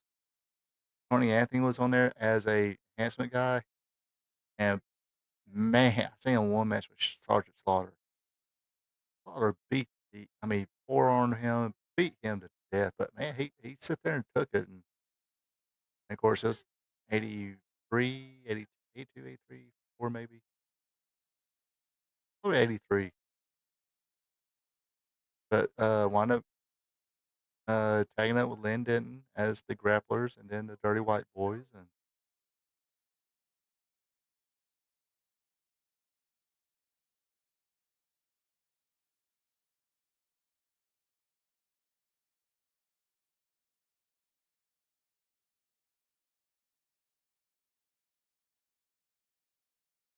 so the moral of the story is, do not stick your nose in other people's business.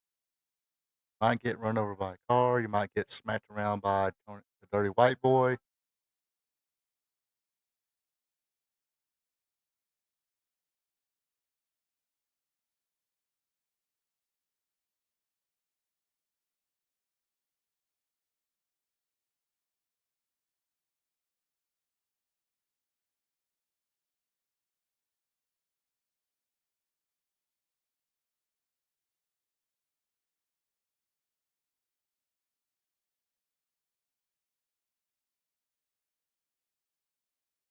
Oh, poor Keith Eric.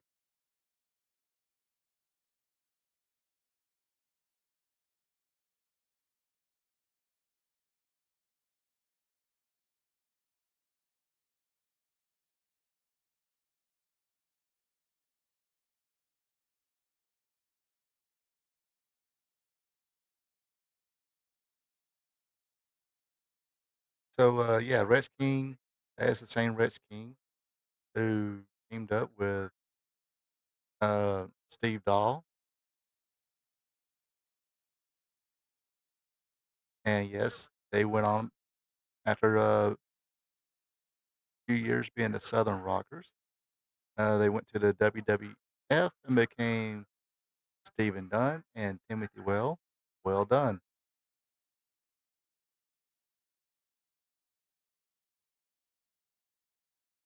Yeah, Rex King puffed up. I mean, kind of got fat, but kind of filled out. Had gym membership and all that.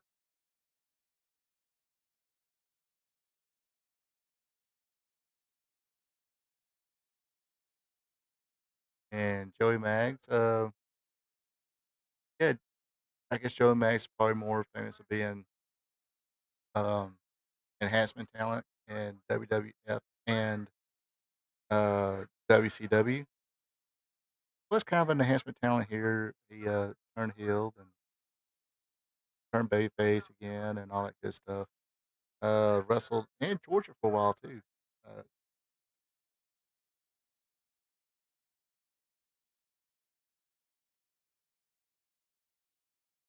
um, can't remember his old tag team partner's name.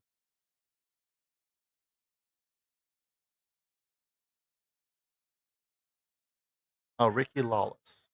Lawless, Ricky Lawless. Uh, and I think they were called like the Heavy Metal Connection or something like that.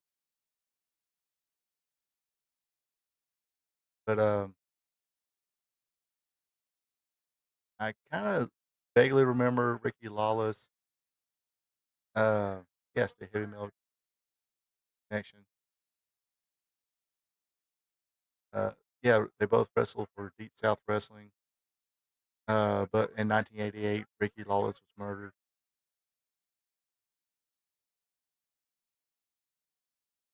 He was kind of a guy.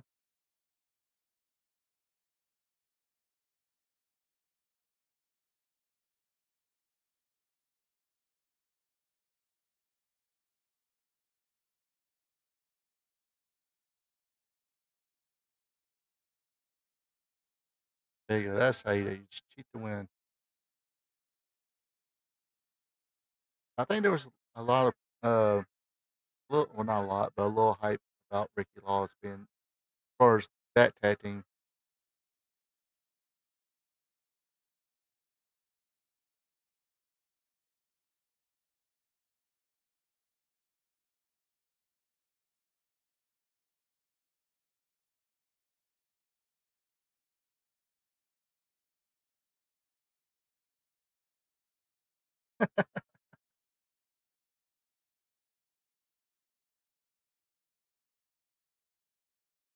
Uh-oh.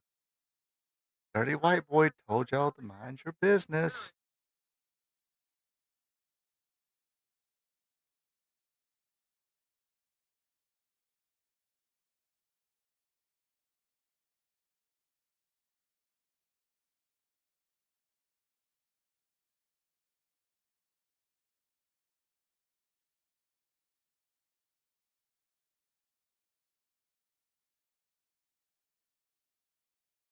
But yeah, Memphis did have a lot of good jobbers. Keith Eric, Fraser Thompson, Rough and Ready. Uh, well, I mean, Tony Falk before he became Boy Tony.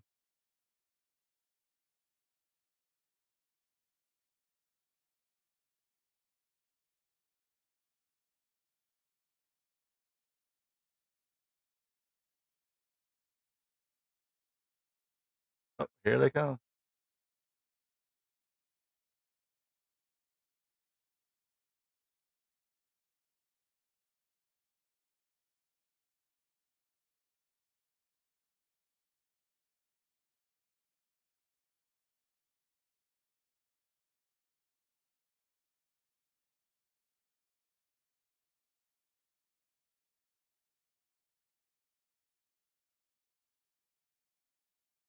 Nice. I did not notice this. See, it's funny when kinda learn stuff. The 1988, I was 12. So, basically, all he was doing right there when he was cover good cover there, shit like that just don't fucking happen these days. Uh, an angle where busted the ball over the lady's head, and, uh, and I think it looked like Tony was gigging her. But, I mean, he made it look like he was, like, talking trash to her and stuff like that, so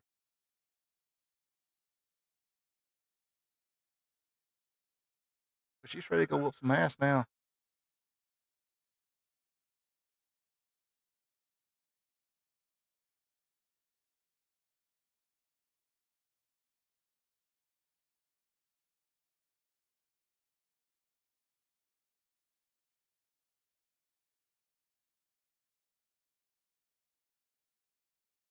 Yeah, who's another jobber there for PD Steel?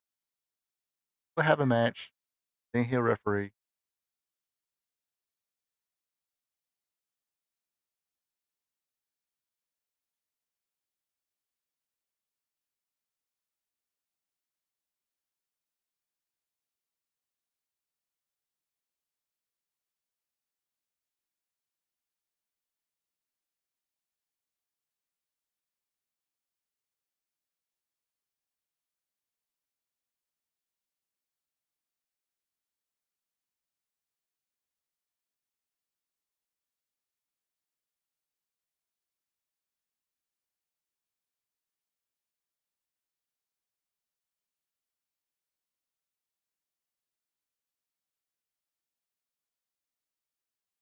See, that's what pro wrestling is missing, territories.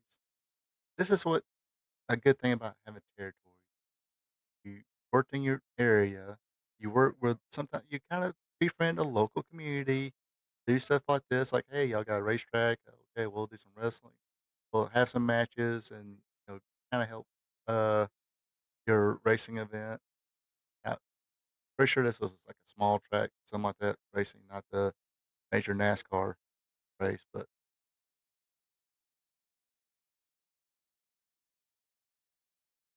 yeah, I even remember when, you had the Superstars of Wrestling, you had the Deep South and all that. Even at that time, they would have the World of Wheels, and they have even nowadays, Atlanta has Dragon Con, uh, Labor Day weekend almost, every year, and they would have, like, the wrestling show part of the whole, Comic Con or Dragon Con, and I think in the wrestling entertainment, there's another it's not Dragon Con, yep, I think they call it, like, Southern Fried Comic Con or something like that. Funny they have a Atlanta Wrestling Entertainment there, but not Southern Fried Championship Wrestling. They call themselves Southern Fried Comic I think that's what it's called, Southern Fried Comic Con. Got a lot of people, coming to it or being involved in it. Well, not a lot of people, but a few names. Um, I know there's another, convention coming to Atlanta area that, man, I would love to go to, but let's just put it to you this way. Just to get in, pay to get in, uh, the tickets to, you know, see all the panels and get the just a few photo ops I was wanting to get. I think, John Snyder from Dukes of Hazzard was gonna be there, uh, Ernie Hudson from Ghostbusters. I forgot who else. Um, I think there's few but there's a small handful of people I always wanna get autographs from, and all that good stuff, or picture with stuff like that. But by the time you pay them, pay the photograph fee and the ticket and all that, and go to the panels, the Q&A panels and stuff like that. Put all that together, and I ain't talking about the parking, the gas. I guess, travel back and forth, cause definitely ain't gonna get a hotel, especially, especially when, put the cost together, but it's like, it was $2,000. I'm like, "Man, I guess I ain't never gonna go to any of those conventions." And Cowabunga, I believe that's Chris Champion.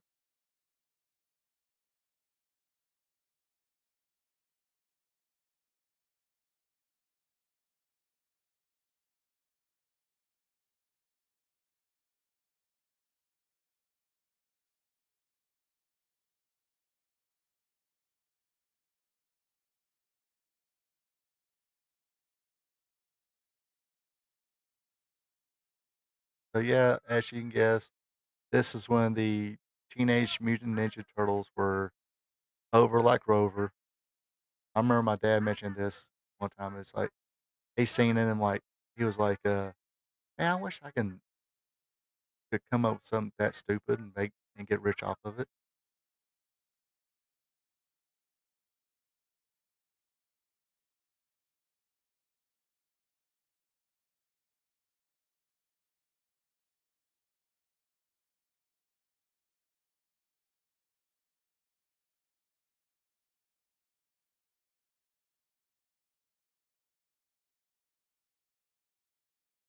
So yeah, Chris Champion, New Breed, Wildside with his brother Mark Starr.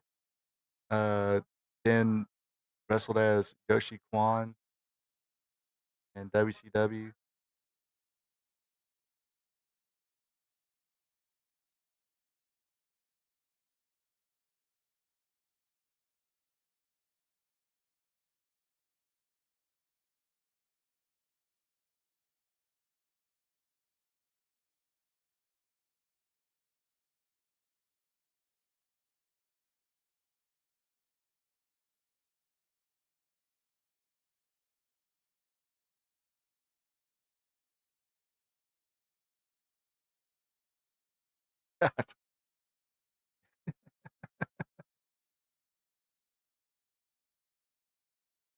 Ref, he hit him with a shell.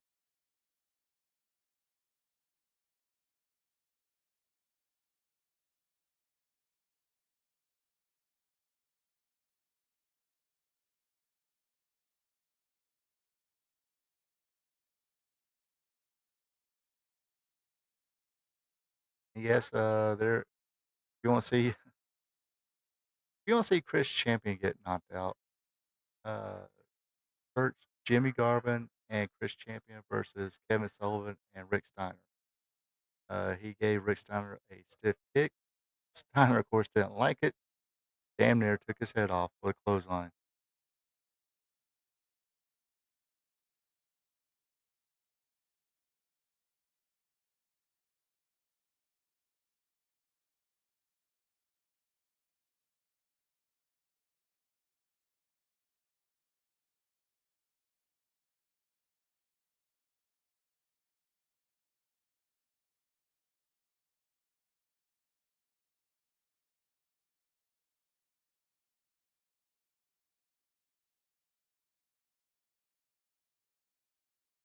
Special lingerie show.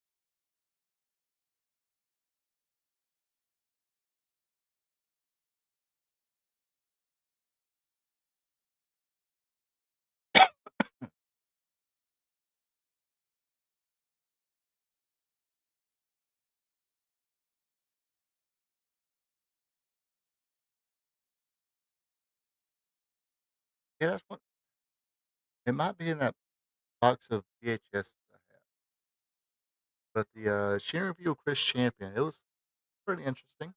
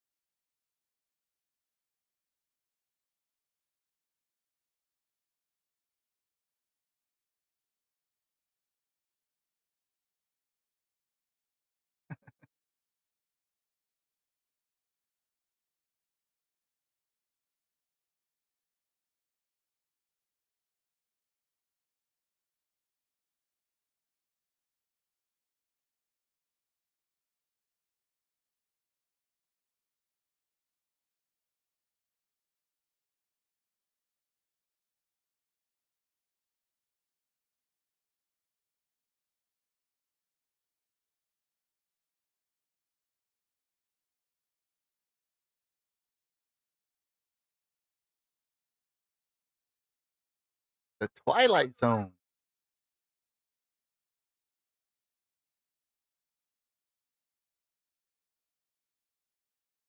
And no, that's definitely not Rough and Ready.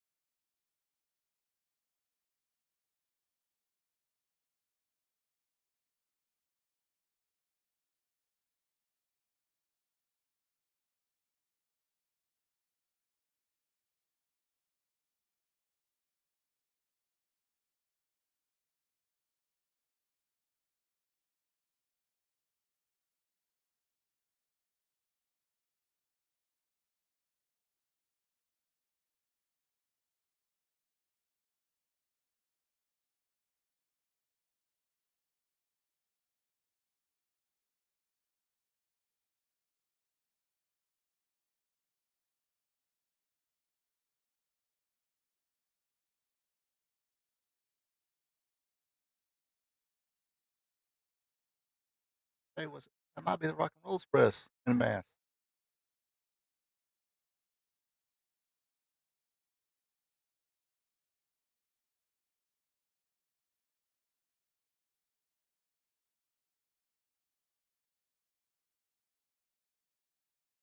Let's see,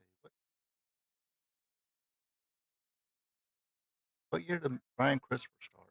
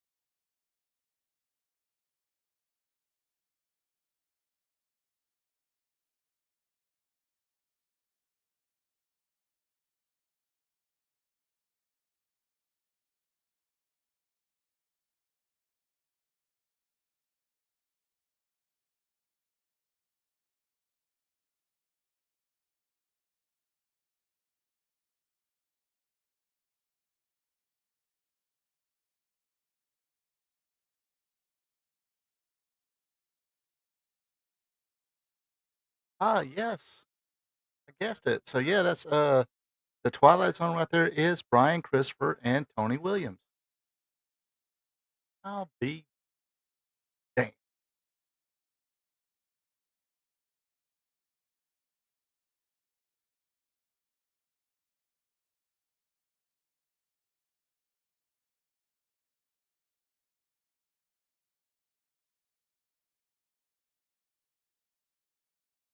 He tapped out, ref. Ref, he tapped out. Calhoun, you idiot. He tapped out. Okay, they didn't have tap outs that back then.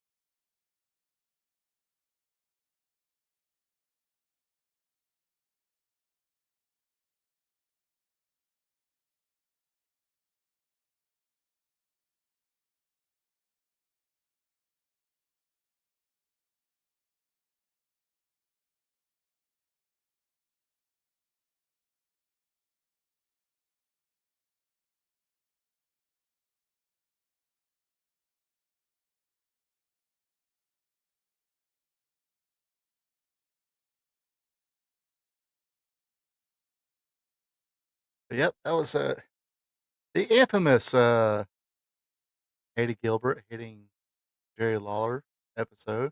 Like I said, I remember watching that as a kid, I'm like, "God dang." I mean, even watching it now, I mean, at that time, no, at least I haven't never seen it. Now, it might have happened before that, but, now I think there's been a couple. I know WWE's redone it, NWA Wildside, rehashed it or redone the angle with 2 other people. Of course, the infamous, I think it was Steve Austin with Rikishi did it. I did it for the Raw.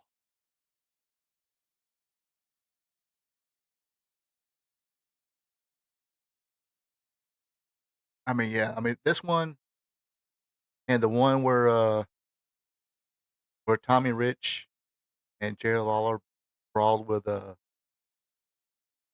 Fire Flaming Torch just got unmasked. It was Bill Hickerson, Don Bass, and Dirty Rhodes, and they brawled with them. And actually, they jumped Tommy Rich, busted him up.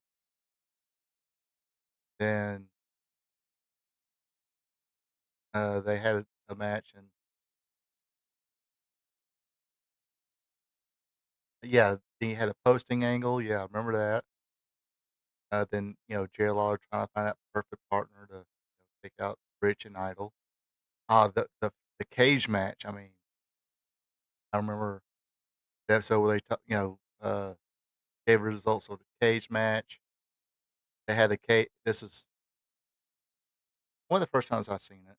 They had a cage surrounding the ring, like the cage was on the floor, surrounding the ring. Uh, I think Tommy Rich's RF video shoot interview talked about this. I think Feinstein asked him, "What was you doing under there the whole time?" I took a nap and drunk some beer or something like that. Um, they were like, "Well, how'd you know it was time for you to come out?" Paul Heyman's big mouth, Paul Lee's big mouth, or loud mouth, or something like that. But so yeah, it's supposed to been a hair match, uh, Southern Championship title match. Uh, Austin said, "Hey, if I lose, I will refund everybody's money." And they had the match, and like I said, Tommy was on the ring the whole time. Calhoun takes a bump. Here comes Tommy Rich, who is hiding underneath the ring, pile drive.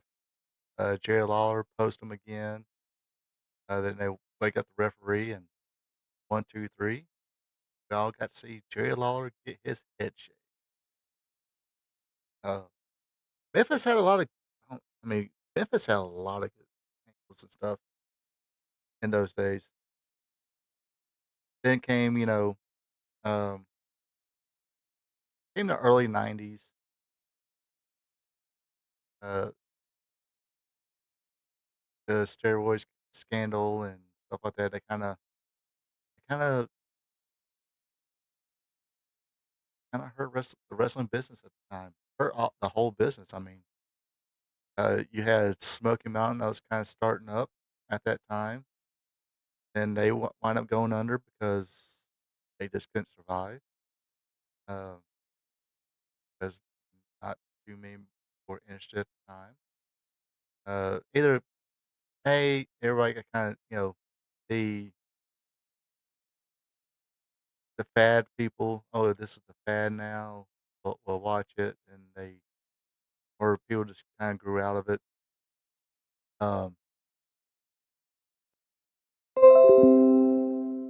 oh, okay, now we're reconnecting. But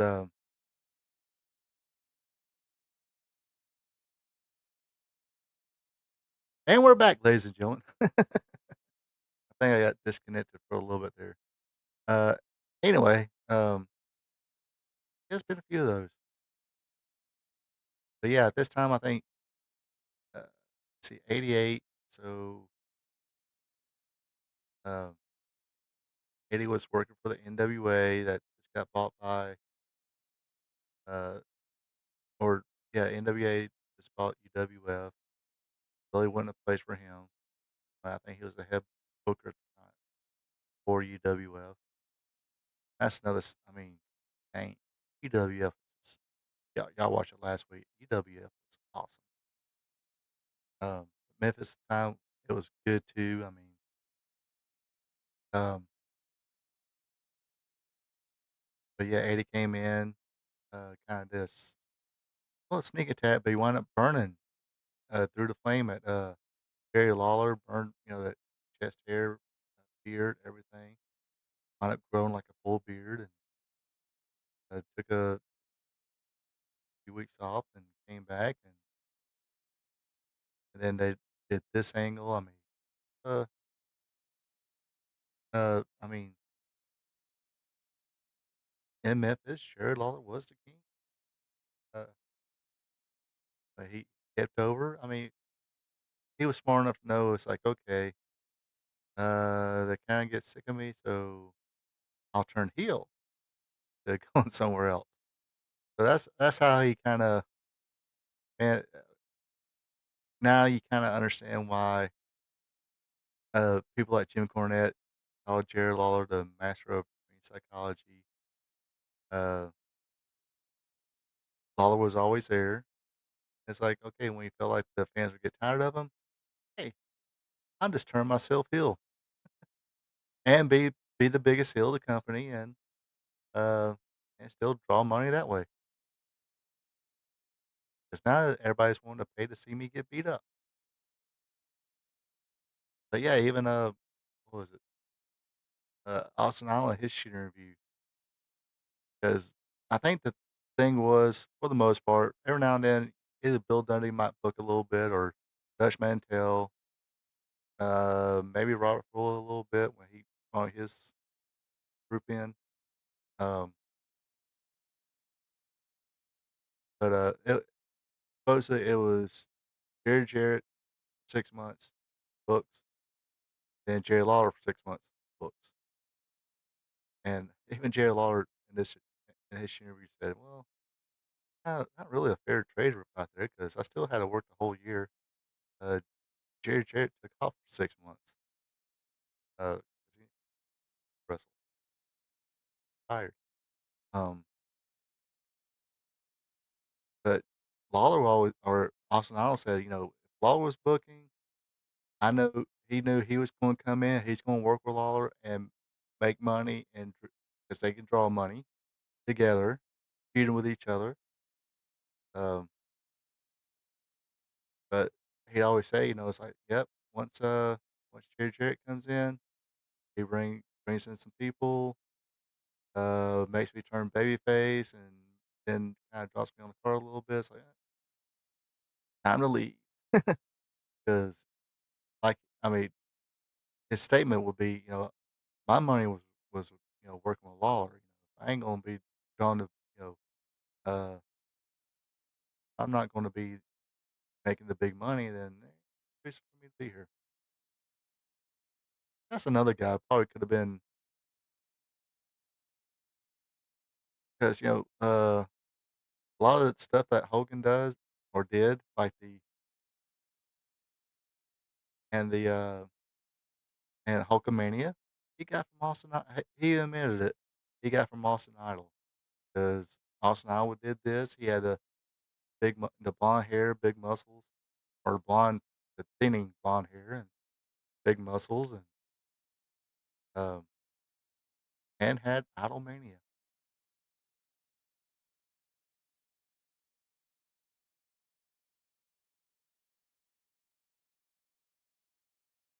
Yeah, like I said, a lot of wild. They did a lot of wild stuff too, and they had the characters you seen.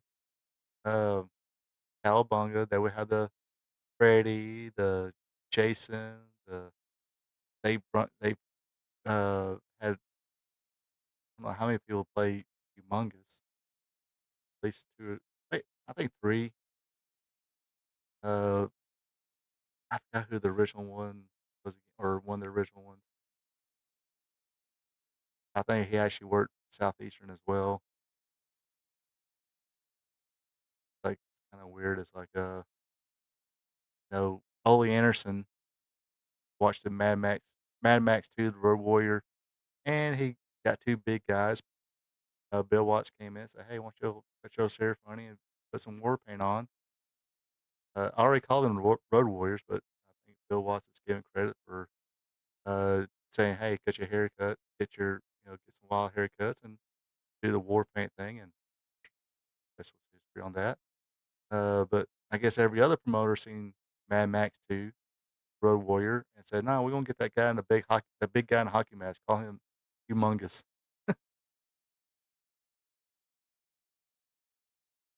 But anyway, I think that's gonna wrap me up for tonight.